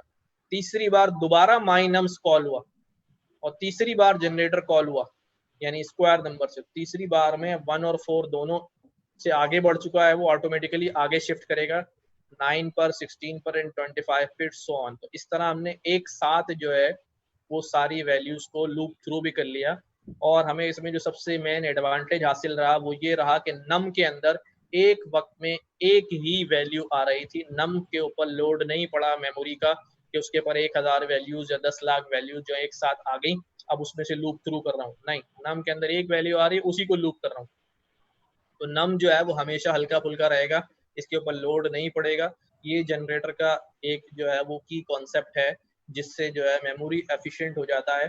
कोड लिखना भी आसान है। फॉर लूप के अंदर में यहाँ पर ऊपर वाला जो कोड लिखा था उसमें रिटर्न करवा रहे हैं, अपेंड करा रहे हैं, ये करा रहे हैं, उसके मुकाबले में ये बड़ा ही सिंपल सा कोड है, बहुत ही आसान सा कोड है। सिर्फ अगर कॉन्सेप्ट आपको मालूम है तो कोड तो बड़ा ही आसान है। अब सवाल पूछें जी। सर पूछना ये था कि जिस तरह इसमें भी तो सेम ही चीज कैलकुलेट हो रही है, यानी अगर हम आप कह रहे हैं भाई कैलकुलेशन तो सेम ही होगी ना, कैलकुलेशन तो सेम ही रखनी है, लॉजिक तो चेंज नहीं होगी। और लूप भी चल रहा है, तो फिर ये किस तरह उससे लाइट वेट हो गया, यानी ये पूछना है, क्योंकि लूप तो इसमें भी चल अभी मैंने इतनी देर से क्या बताई ये बात कि जब मैं वहां चला रहा तो माई नम्स के अंदर पूरी लिस्ट आ रही थी जी, कितनी वैल्यूज आ रही थी उसमें? हजारों में थी। नहीं अबे हजारों में है ना, ये 5 वैल्यूज हैं तो 5 वैल्यूज आएंगे ना, 5 ही वैल्यूज आएंगे ना। लेकिन इस वाले केस के अंदर नम के अंदर कितनी वैल्यू आके गिर रही है? एक दफा में 1 वैल्यू गिर रही है। बस बात इतनी सी है कि वो सारी वैल्यू होल्ड करनी पड़ रही थी उसे, अब वो सिर्फ एक वैल्यू कर रहा है एक दफा में। लूप लगा के वहां भी एक्सेस करना पड़ रहा था, यहाँ भी। ये जो जनरेटर ये तो पॉइंटर वाला काम जो कर रहा है ना, बस आप इसको पॉइंटर समझ लो, कुछ कर लो, अभी जनरेटर है मेरे लिए बस ये। ठीक है। और कोई सवाल है? सर ये जो हमने फॉर लूप लगाई है जी, इसमें हम प्रिंट नम कर रहे हैं, तो प्रिंट में एक दफा भी हम नेक्स्ट नहीं लिखेंगे कि नेक्स्ट एक दफा तो नहीं, सुने। जब मैंने माई नम्स कॉल किया, ये वहां पे गया माई नम्स, इसने स्क्वायर को कॉल किया और वापस आया, एक वैल्यू लाया, माई नम्स में गई, माई नम्स से वैल्यू निकल के नम में आई, प्रिंट हो गई। नेक्स्ट तो मैं तब करूंगा, नेक्स्ट करने के लिए मुझे क्या करना पड़ता? अगर मैं बाहर से उसको कह रहा है जनरेटर को एक्सेस करो दोबारा से, अभी तो माई नम को जब दोबारा लूप चलेगा माई नम के ऊपर तो ये खुद ब खुद ही जनरेटर को कॉल कर रहा है अगली दफा। इनसे जब हम पिछली दफा प्रिंट करवा रहे थे तो वो जनरेटर का पाथ दे रहा था। मेरी बात सुन। ठीक है। इसमें सर फॉर लूप जो होता है वो by default he next call कर रहा होता है आइट्रेबल के ऊपर। एग्जैक्टली आइट्रेबल मेंबर है ना, लिस्ट जो है वो आइट्रेबल है ना, एक के बाद दूसरा मेंबर तीसरा मेंबर, तो फॉर लूप ऑटोमेटिकली उसको नेक्स्ट ले जाता है। इनका कहना ये कि जब माई नम्स में वहां पर तो ऑब्जेक्ट प्रिंट कर रहा था, यहाँ ऑब्जेक्ट क्यों नहीं प्रिंट कर रहा? यही ब्यूटी है जनरेटर की। हाँ, उनका कहना है कि इधर भी ऑब्जेक्ट ही आना चाहिए, ये कह रहा है ना जी सर। फर्स्ट टाइम में तो ऑब्जेक्ट आता ना उनके, वहां पे तो हमने नेक्स्ट लिखा ही नहीं फर्स्ट टाइम में तो ये फॉर लूप में जनरेटर पे नेक्स्ट ही कॉल कर रहा है। फॉर लूप सुने मेरी बात, मुझे बात करने दें। जब मैंने डायरेक्ट यहाँ पर करता हूँ ना, देखो ये मैंने किया प्रिंट आई, ठीक है, मैं इसको चलाता हूँ। नहीं एफ नम्स क्या लग रहा है? जनरेटर रिटर्न करता है, ऑब्जेक्ट रिटर्न करता है। लेकिन फॉर लूप के अंदर फेफड़ों में, गुर्दों में कहीं ना खुद ही नेक्स्ट लिखा हुआ है, समझ रहे? तो वो खुद ही जनरेटर को नेक्स्ट भेज देता है, राइट? तो इसलिए हमें एडिशनली नेक्स्ट लिखने की जरूरत नहीं पड़ती। अगर मैं यहाँ नेक्स्ट लिख दूं तो क्या होगा? अगर मैं यहाँ नेक्स्ट लिख दूं तो क्या होगा, एक एक वैल्यू मेरे ख्याल से स्किप होके आना शुरू हो जाएगी, एक एक वैल्यू स्किप हो जाएगी। डबल नेक्स्ट कर देना चाहिए। एरर आएगा। अच्छा, अब ये कह रहा है कि नम के ऊपर तो नेक्स्ट हो ही नहीं सकता ना, यहाँ पर नेक्स्ट लगाना चाहिए, ये इसको यहाँ से निकाल के यहाँ लगाना चाहिए। ऐसे टेस्ट कर रहा हूँ, मुझे आइडिया नहीं क्या होगा।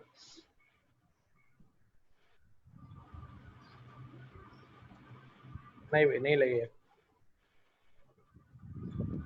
चलो खैर है, बात समझ में आ गई है। अच्छा भाई, तो अब ये एडवांटेज जो मैंने आपको बताया यहाँ लिखा हुआ है, तो what is the advantage of generator over a list operations? This way is much more readable rather than setting result to an empty list and then returning the result. It is easy to understand and much easier to write. Generators are memory efficient. They don't hold all the values together in the memory in a variable. Instead, the memory values are passed one after one. This is beauty of generator. In this case, we need 1 million record to loop through. We always need a variable hold record in the memory. ठीक है भाई, ये तो simple वही बात होगी। अच्छा, generator अभी मैंने ये वाला काम यूं किया है, फंक्शन बना के, ठीक है। हम इसको लिस्ट कॉम्प्रिहेंशन से भी कर सकते हैं। लिस्ट कॉम्प्रिहेंशन में हमने क्या किया, for I this this this this this. List comprehension याद है सबको? जी सर। चलो मैं इधर पहले लिस्ट कॉम्प्रिहेंशन करा दूंगा इसको। सिंपली क्या होता है कि ये जो मुझे स्क्वायर्स नंबर चाहिए थे, मैं इसको यूं भी कर सकता हूं कि मेरे पास ये नंबर्स हैं 1 2 3 4 5 6, इन सारे नंबर्स की स्क्वायर्स की लिस्ट चाहिए, तो I can do it one for I in this list. जब लिस्ट में से उठ के आए तो आई मल्टीप्लाई बाय आई हो जाए। अब ये ऑटोमेटिकली जो है वो खुद ब खुद लिस्ट बना के उसने दे दी स्क्वायर्स की, कोई अपेंड शपेंड लगाना नहीं पड़ा, लिस्ट के अंदर ही खड़े सारा काम हो गया। इसको अगर जनरेटर बनाना है तो जनरेटर बनाने के लिए सिर्फ ये जो स्क्वायर ब्रैकेट है कॉर्नर वाले, इसको खत्म करके आपने स्मॉल ब्रैकेट्स लगाने, तो it will work like generator. My nums, अब ये जनरेटर बन गया। अब इसके साथ वही काम करूंगा, नेक्स्ट नेक्स्ट नेक्स्ट नेक्स्ट, और अगर फॉर लूप लगा दूं तो फिर सारी वैल्यूज वैसे ही गेट कर लेता। ठीक है भाई, कोई सवाल इसके अंदर हो पूछ लीजिए। ये जनरेटर का कॉन्सेप्ट खत्म हो गया है। नोटबुक शेयर करा दूंगा मैं, तो वो आप जो है वो उसको कवर कर लीजिएगा।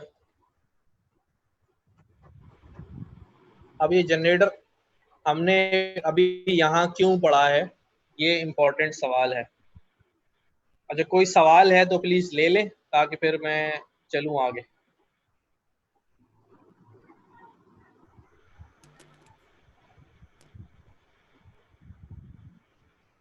कोई सवाल नहीं है? कंटिन्यू रखें। Okay okay. अच्छा भाई, हमने यहाँ जनरेटर क्यों पढ़ा? देखो भाई, हमारे पास इस वाले डेटा सेट में कितनी इमेजेस हैं? अगर पूरे कैगल डेटा पे काम करूं तो 25,000 इमेजेस हैं। 25,000 में से कम मरे से मरे भी ट्रेन में 12,500 इमेजेस तो होंगी होंगी। 12,500 इमेजेस को एक वेरिएबल में यानी ट्रेन इमेजेस के अंदर सेव कराना,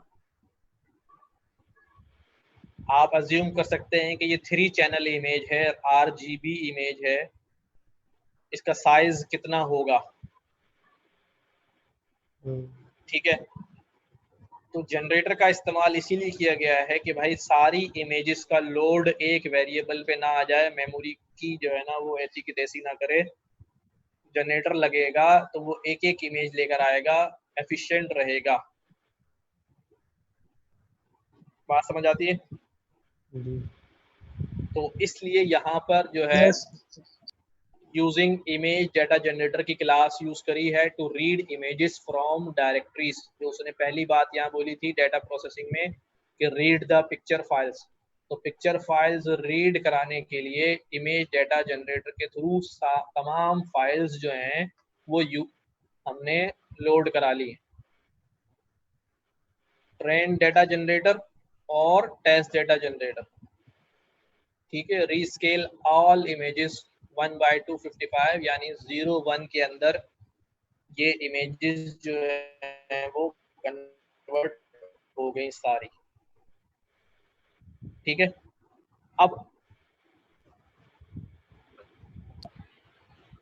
ट्रेन जनरेटर, इसके अंदर क्या पास किया हमने, train data generator dot flow from directory, ये डायरेक्टरी से, अच्छा ये डायरेक्टरी से अब फ्लो कराएगा, कौन सी डायरेक्टरी से, ट्रेन डायरेक्टरी से डेटा उठाएगा।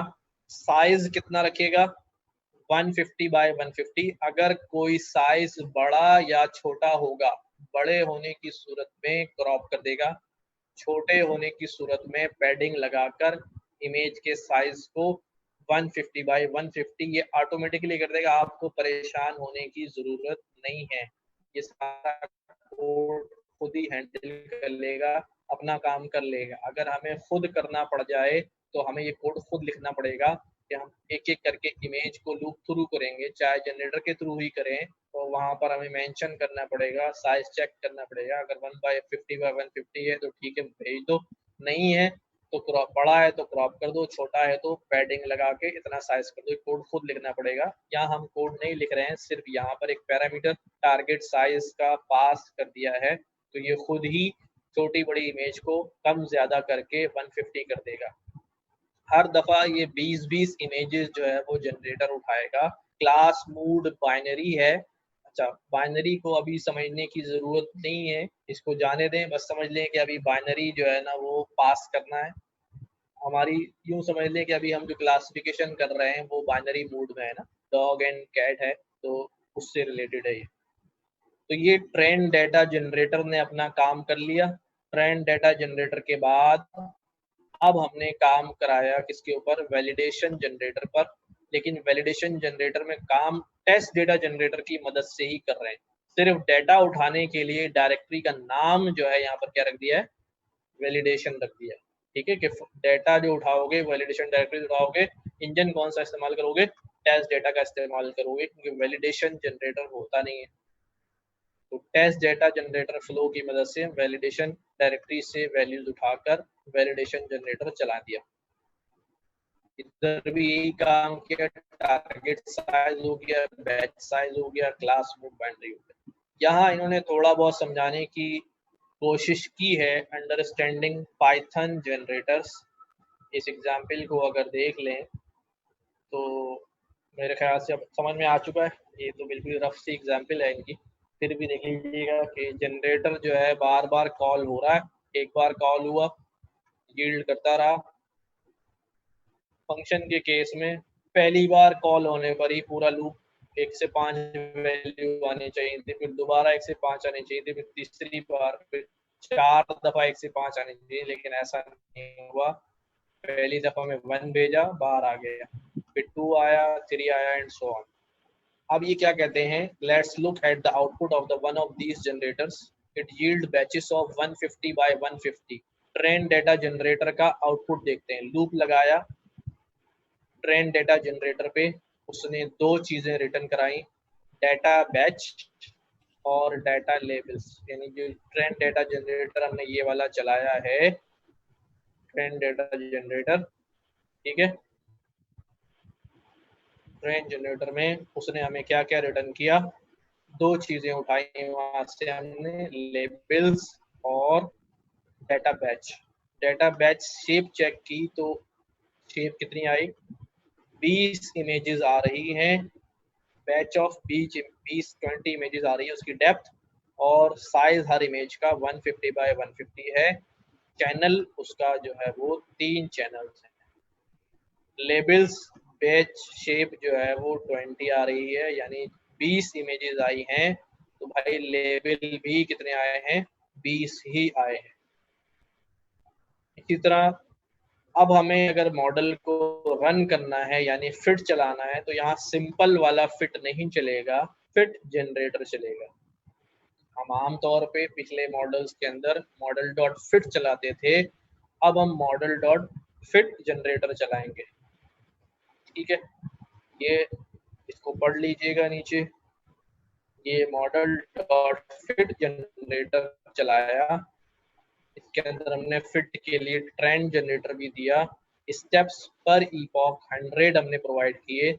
स्टेप्स पर इपॉक क्या होते हैं, ये पिछले आपने मॉड्यूल के अंदर पढ़ा होगा, नहीं पढ़ा तो एक्सप्लोर कर लीजिएगा, फिर भी नहीं समझ में आए तो क्वेश्चंस बाद में कर लीजिएगा, नोट करके ग्रुप पे पूछ लीजिएगा। 30 इपॉक्स चलाने हैं। वैलिडेशन डाटा भी साथ दिया, हमें याद है ट्रेन के साथ हम वैलिडेशन देते थे ताकि ट्रेनिंग के दौरान ही वैलिडेशन एक्यूरेसी जो है वो निकालता रहे, और वैलिडेशन स्टेप्स जो है वो 50 हैं। ये स्टेप्स वाला जो पैरामीटर है इसकी स्टडी करिएगा। ये जब 30 इपॉक चलेंगे इट विल टेक मेरे ख्याल से 1-1.5 घंटा लेगा। मैंने रात में ये चला दिया था तो तकरीबन काफ़ी टाइम इसने ले लिया था, लेकिन बहरहाल आउटपुट जो है वो फाइनली इसका जो है वो आ गया था मेरे पास। ये तमाम रन करने के बाद ये 30 इपॉक्स चल रहे हैं।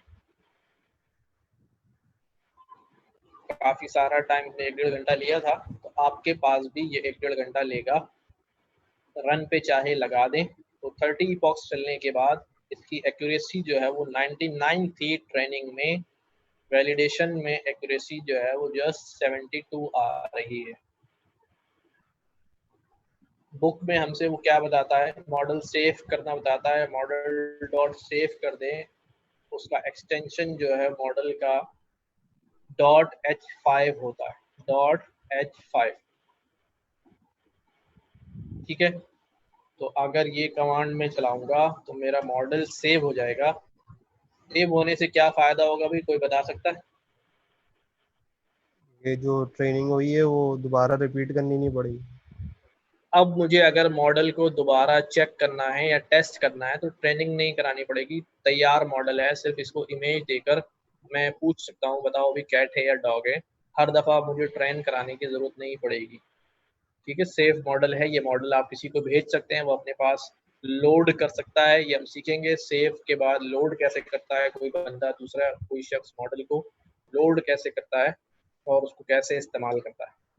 तो जब मैं इसको सेव करूँगा, क्योंकि मॉडल जो है वो कैट एंड डॉग्स H5 के नाम से यहाँ पर सेव हो गया, ठीक है जी। तो ये अभी आप लोग अपने पास ये पूरा एग्जीक्यूट करें। जब आपके इपॉक्स चलने लगें तो जब तक मैं वेट कर रहा हूँ ताकि मैं देख सकूँ कोई एरर ना आ रहा हो किसी के पास, फिर आगे चलते हैं। जल्दी जल्दी तमाम लोग अपने पास इसको जो है वो एग्जीक्यूशन में डालें।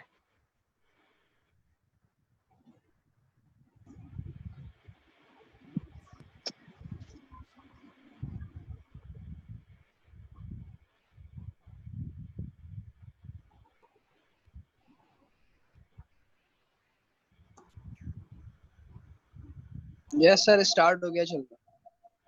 ठीक है, वेरी गुड।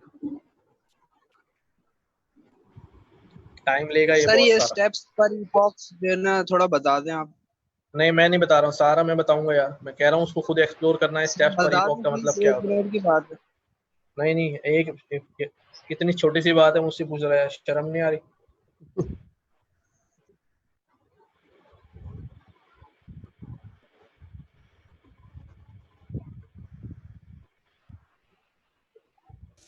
सर सर ये हमने जो जब डेटा जनरेटर बना रहे थे तो रीस्केल जो किया है 1/255, वो नहीं समझ आया कि वो क्या मतलब, उसका क्या मतलब है रीस्केल का? चाचा मतलब 10 को अगर 10 से डिवाइड करना हो तो क्या ये लिख सकता हूँ 10 मल्टीप्लाई बाय 1/5 1/10? हाँ, तो बस यही किया है ना, पूरी इमेज को मल्टीप्लाई करा दिया 1/255 से, तो बात तो वही है ना कि पूरी इमेज डिवाइड बाय 255। सही है, समझ आ गया। आ गई?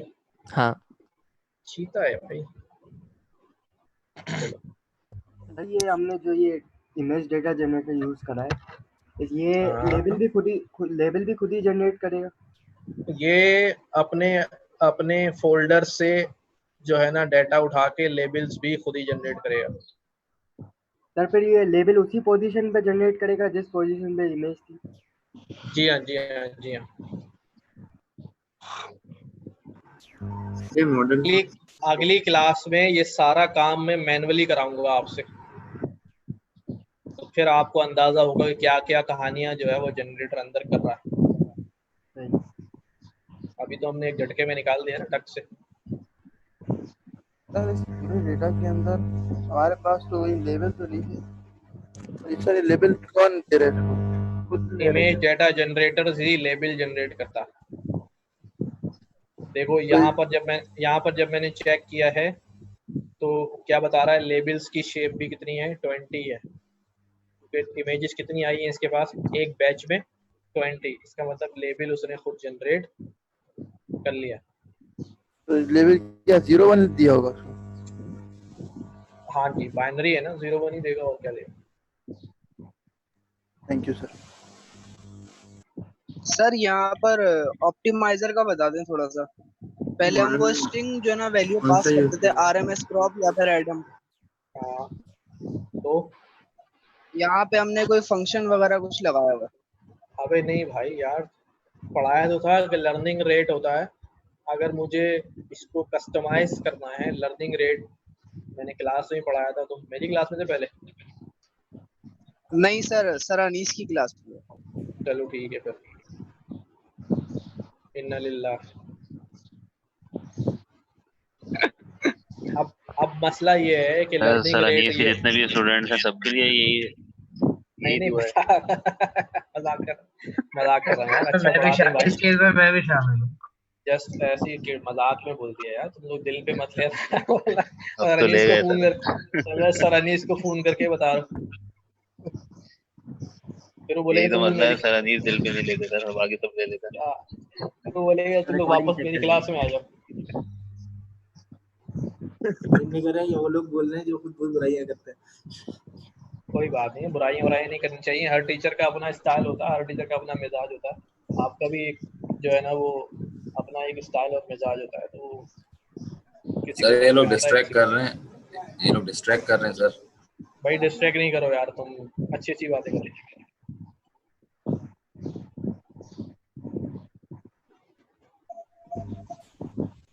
कितने हिपॉप चले भाई, 2 हो गए।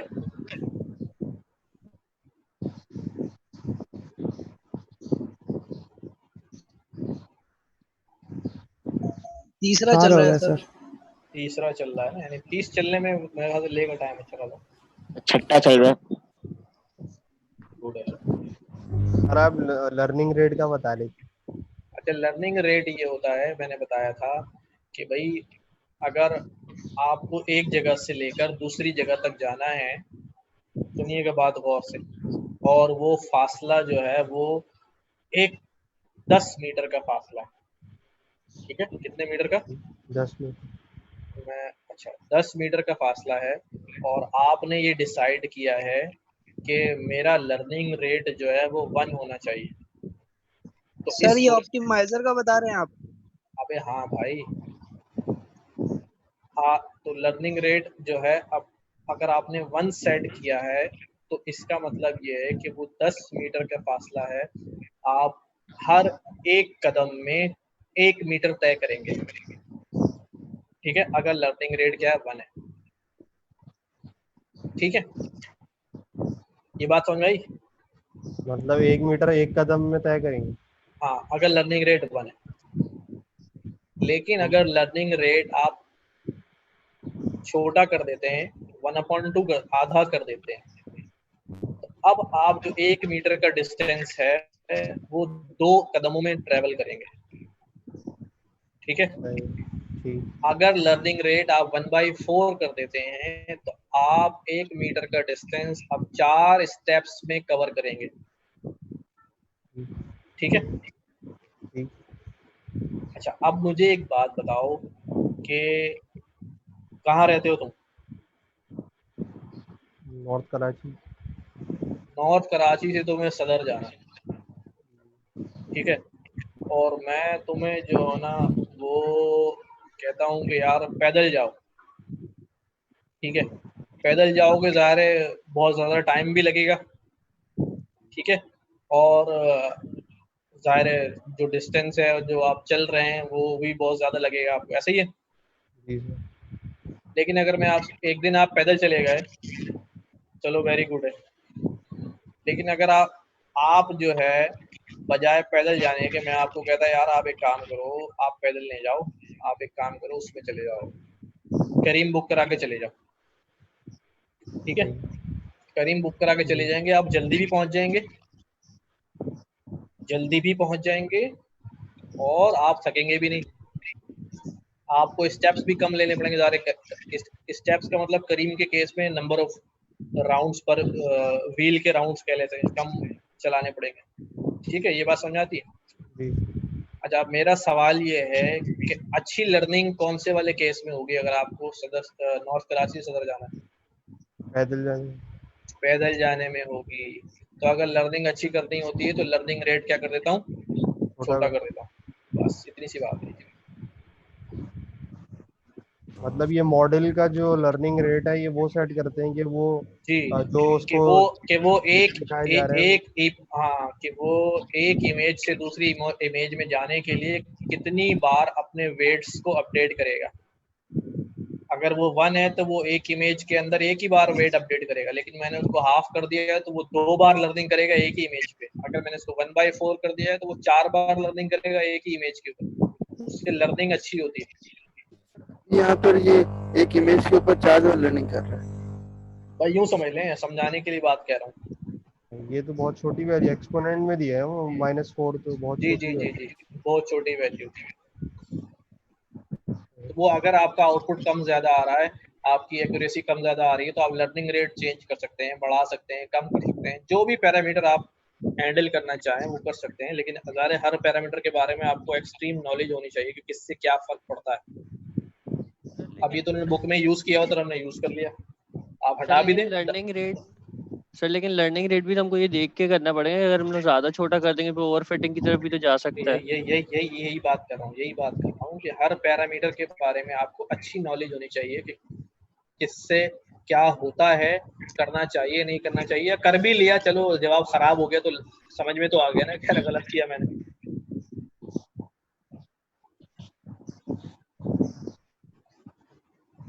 ये लर्निंग रेट पे ये वाली एग्जांपल भी इंप्लीमेंट होती है ना, कि जैसे एक क्वेश्चन आवाज नहीं आ रही अरकम तुम्हारी। अल्लाह खैर, गिर गए क्या? सर एक्यूरेसी 72 से ऊपर क्यों नहीं जाती? अभी हमने इसके अंदर कोई टेक्निक का इस्तेमाल किया नहीं है, डाटा कम इस्तेमाल किया है। अगर डाटा वो 25,000 वाला इस्तेमाल कर लेते तो और अच्छी लर्निंग होती, एक्यूरेसी शायद अच्छी हो जाती। सर मैंने 25,000 पे काम किया था तो तब भी 72 ही तक ही आ रही थी एक्यूरेसी। तुम्हारा बैड लक है असल में कुछ चेंजेस करनी पड़ेंगी ना, कुछ चेंजेस मॉडल के अंदर करनी पड़ेंगी, ठीक है। लेयर्स व शेयर्स बढ़ा दो, लेयर शेयर्स बढ़ा दो, कुछ कर दो ताकि चेंजेस जो है ना वो हो जाए। चले भाई, अब ये मॉडल आप लोगों के पास चल जाएगा, मैं आगे चलता हूँ, ठीक है। सही है सर। अच्छा, आगे ये प्लॉट स्लॉट हो रहा है, ये मैं नहीं करवा रहा हूँ, खुद ही करवा लोगे, ठीक है।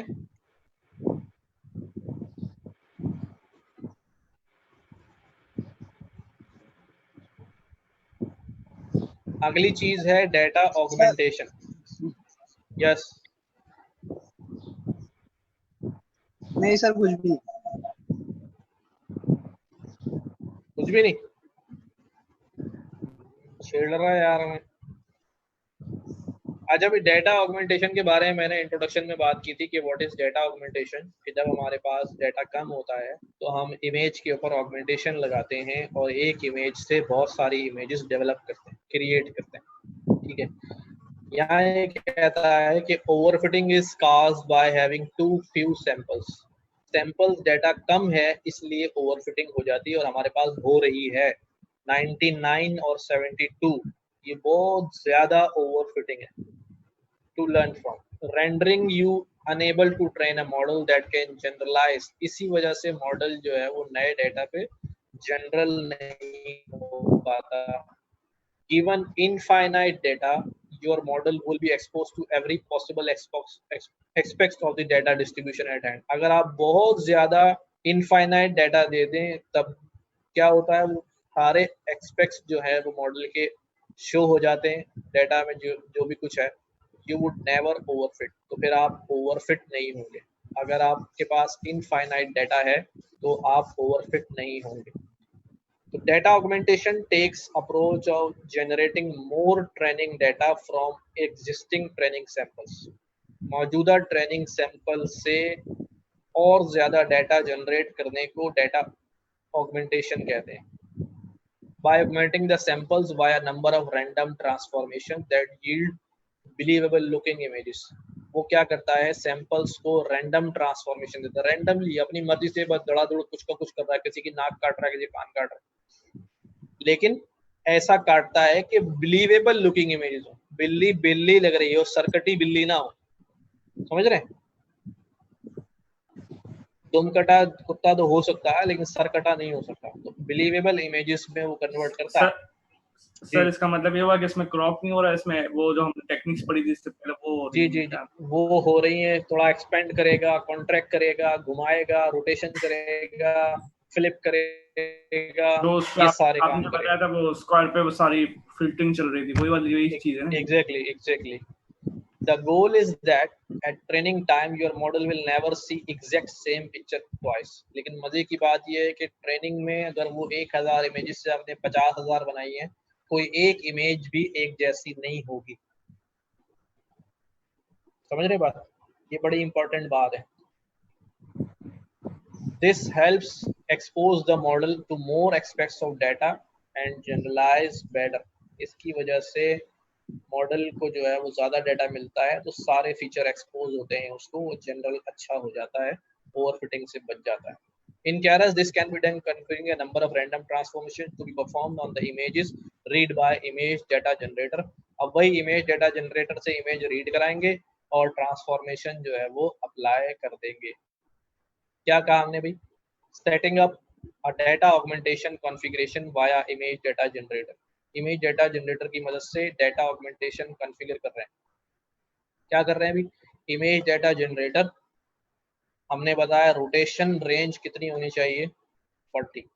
अच्छा, ये सारी जो एक्सप्लेनेशन है इन पैरामीटर्स की वो यहाँ लिखी हुई है कि रोटेशन रेंज क्या चीज़ है, विड्थ शिफ्ट का क्या मतलब है, हाइट शिफ्ट का क्या मतलब है, share range, zoom range, horizontal flip का क्या मतलब है, फिल मूड का क्या मतलब है। तो हम पढ़ लेते हैं। ये कह रहे हैं कि भाई रोटेशन रेंज का मतलब ये होता है is a value in degree 0 to 180, a range within which the randomly rotate pictures। यानी 0 से लेके 40 दिया है तो 0 से लेके 40 तक इमेज का एंगल चेंज करता रहेगा, रोटेट करता रहेगा। पहली बात। width shift and height shift are ranges as a fraction of total width or height within which randomly translate picture vertically or horizontally। अब ये क्या करता है, width shift यानी इमेज को सरका के लेफ्ट से राइट पे खिसका देगा। हाइट शिफ्ट में क्या करेगा, या लेफ्ट से राइट पे सरका दे या राइट से लेफ्ट पे सरका दे। या हाइट शिफ्ट में क्या करता है, इमेज को खिसका कर डाउन कर दे या अप कर दे। ठीक है। Share range is for randomly applying sharing transformation. Sharing का मतलब क्या होता है, उसको खींच देना उस और थोड़ा सा ब्लर कर देना खींच के। ये वाला जो मैं इमेज दिखाऊंगा, ये वाला जो काम है ये शेयर है। हॉरिजॉन्टल फ्लिप हमें पता है इमेज को हॉरिजॉन्टली जो है फ्लिप कर देगा, half image horizontally relevant when there are no assumption horizontal asymmetry.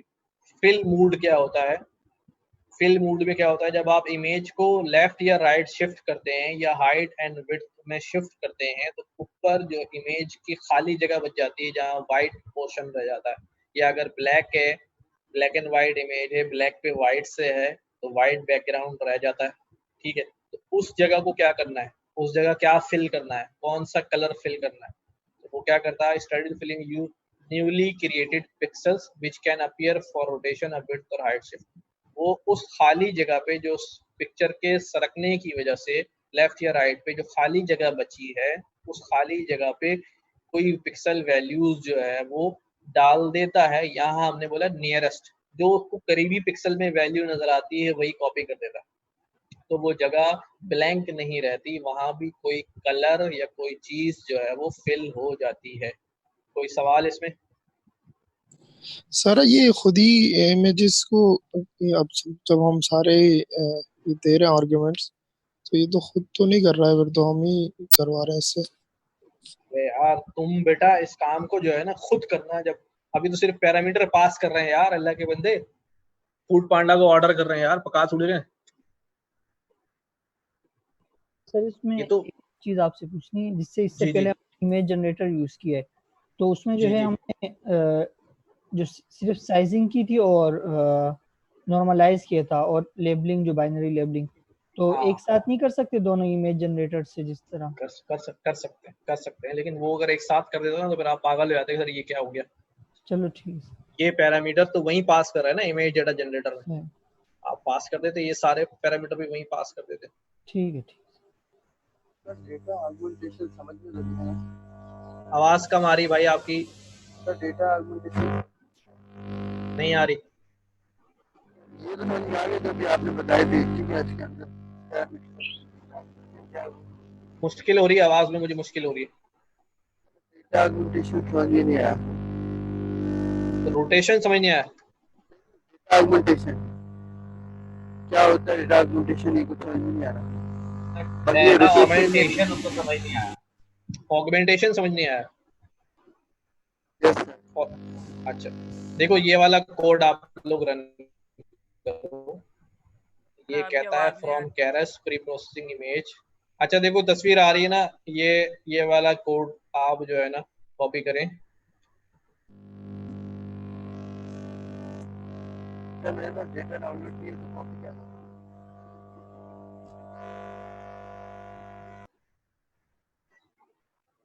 इसमें एक इमेज हमने उठा ली है और यहाँ पर हम उसको जो है प्लॉट स्लॉट और सारी चीजें कर रहे हैं।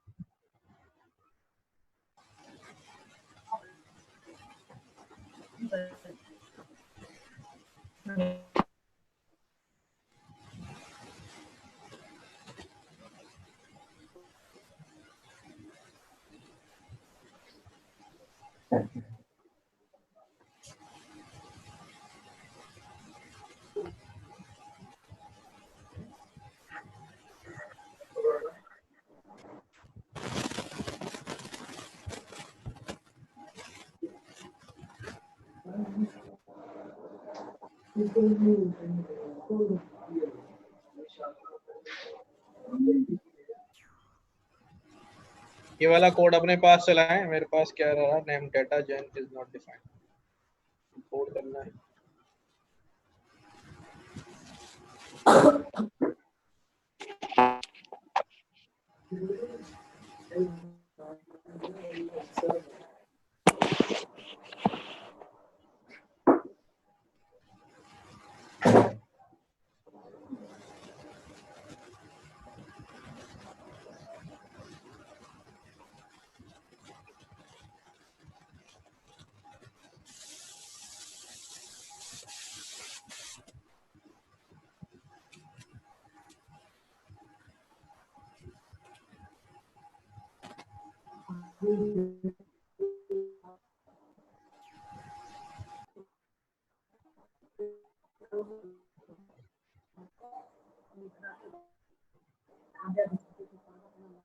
अपने पास ये वाला एग्जीक्यूट करें, डेटा जन का एरर आ रहा है कि मेरे पास क्यों आ रहा है?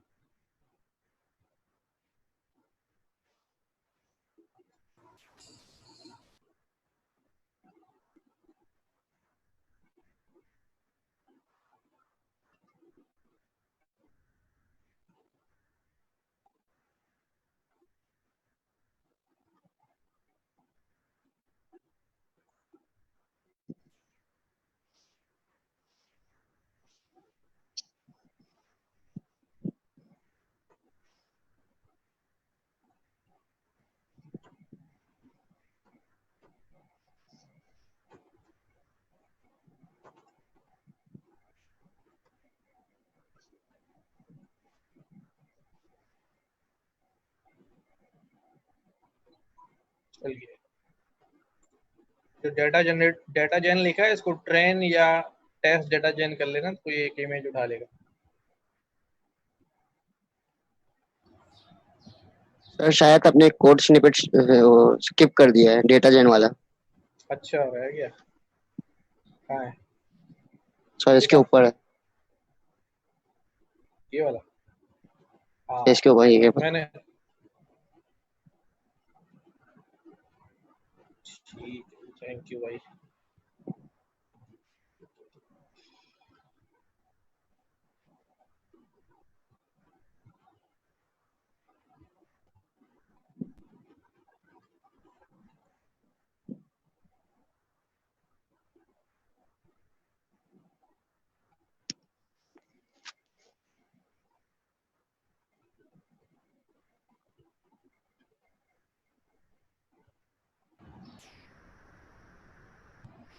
सर टाइम अप हो गया सर।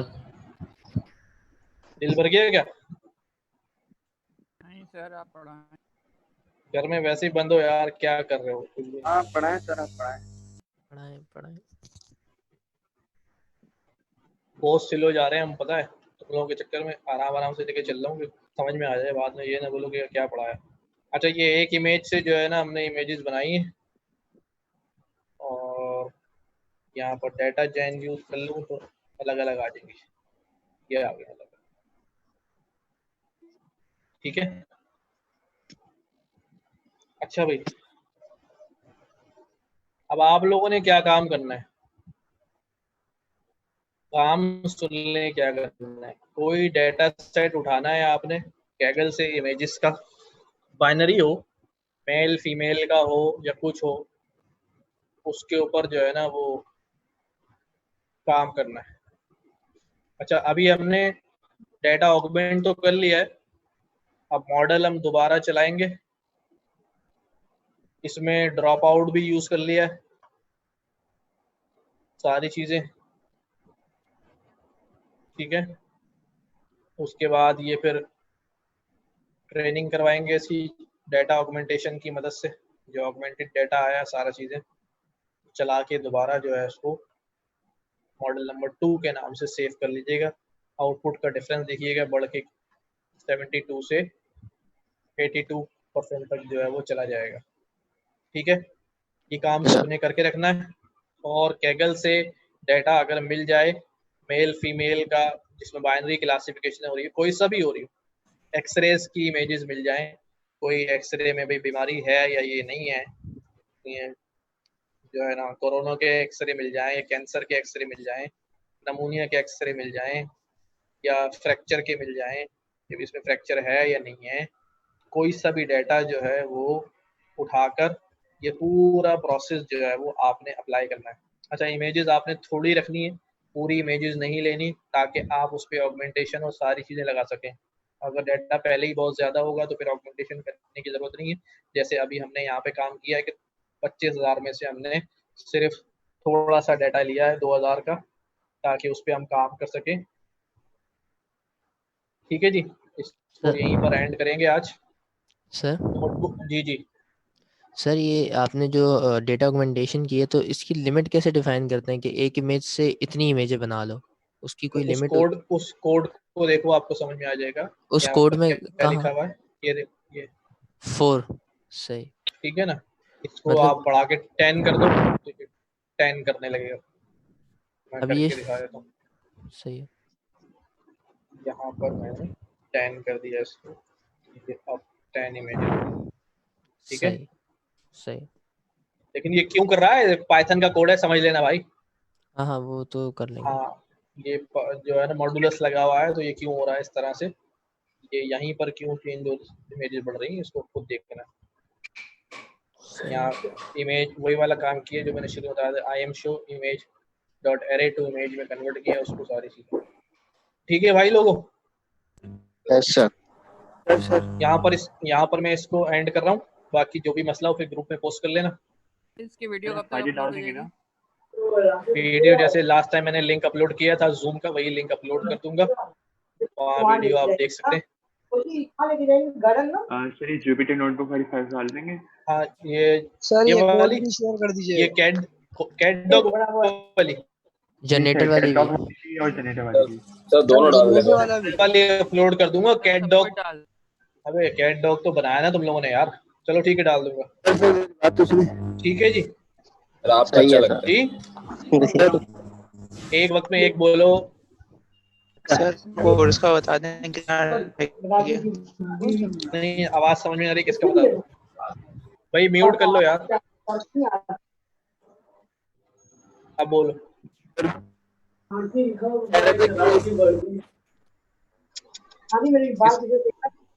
भाई म्यूट कर ले यार, जिसके पीछे कोई बोल रहा है प्लीज बोलो बेटा।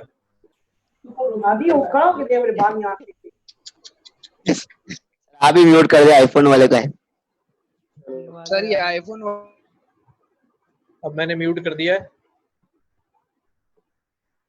1 by 1 अनम्यूट करके जो है ना बात कर लो यार। सर बोलूं मैं? हाँ बोलो बोलो। सर अनीस की क्लास मतलब रात को भी होती है तो 40 मिनट की आपकी आवाज नहीं आ रही समझ में।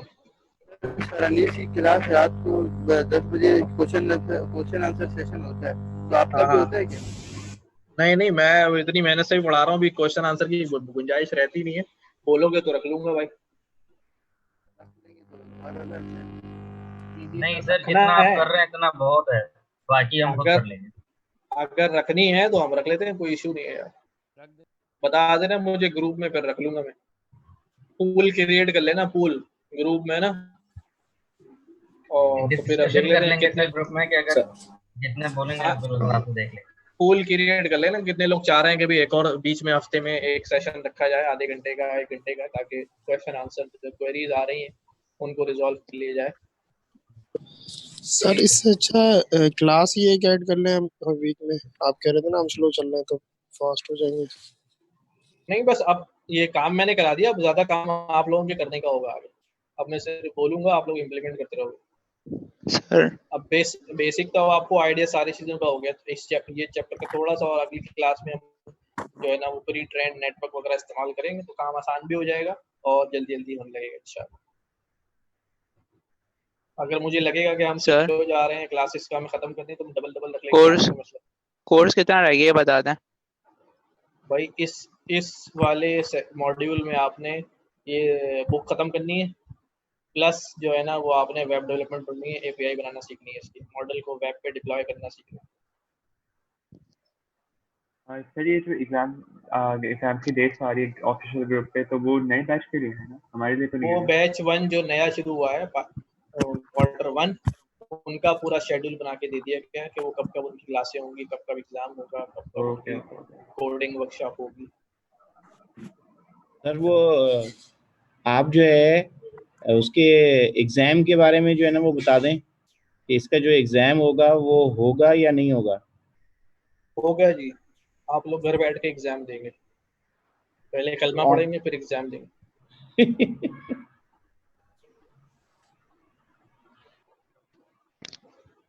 और कुछ सर कोर्स बता दें कितना रह गया है? अभी तो बताया भाई कि इसके अभी तो शुरू हुआ है सर। बुक खत्म करनी है और वेब डेवलपमेंट पढ़नी है। अभी तो पार्टी शुरू हुई है। अल्लाह हाफिज सर। अल्लाह हाफिज सर। कोई एक क्लास जो है वो लिनक्स की और उसकी रख सकते हैं क्या बीच में? लिनक्स में क्या करना है? लिनक्स चलाना सीखनी है सर। लिनक्स जो है वो मुझे वो आती है GUI वाली जो है ना वो इंस्टॉलेशन नहीं हो रही है मुझसे। हालांकि मुझे सर इनाम ने कहा था कि जो है आप उसको विंडोज में जो है वर्चुअल मशीन बनाकर जो है ना इंस्टॉल कर लीजिएगा। वो मैंने कर तो दी इंस्टॉल, लेकिन जो है वो उसको GUI बेस है वो Ubuntu वाली, अब वो मुझे हैंडल करना ही नहीं आ रहा उसको। अच्छा चलो मुझे आजकल में मुझे जो है ना व्हाट्सएप वगैरह कर देना, फिर बैठ के जो है ना उसको इशू रिजॉल्व कर लेंगे आपको सिस्टम में टीम व्यूअर वगैरह। Thank you sir, thank you. Sir एक सवाल पूछना था सर। अभी जो आपने टास्क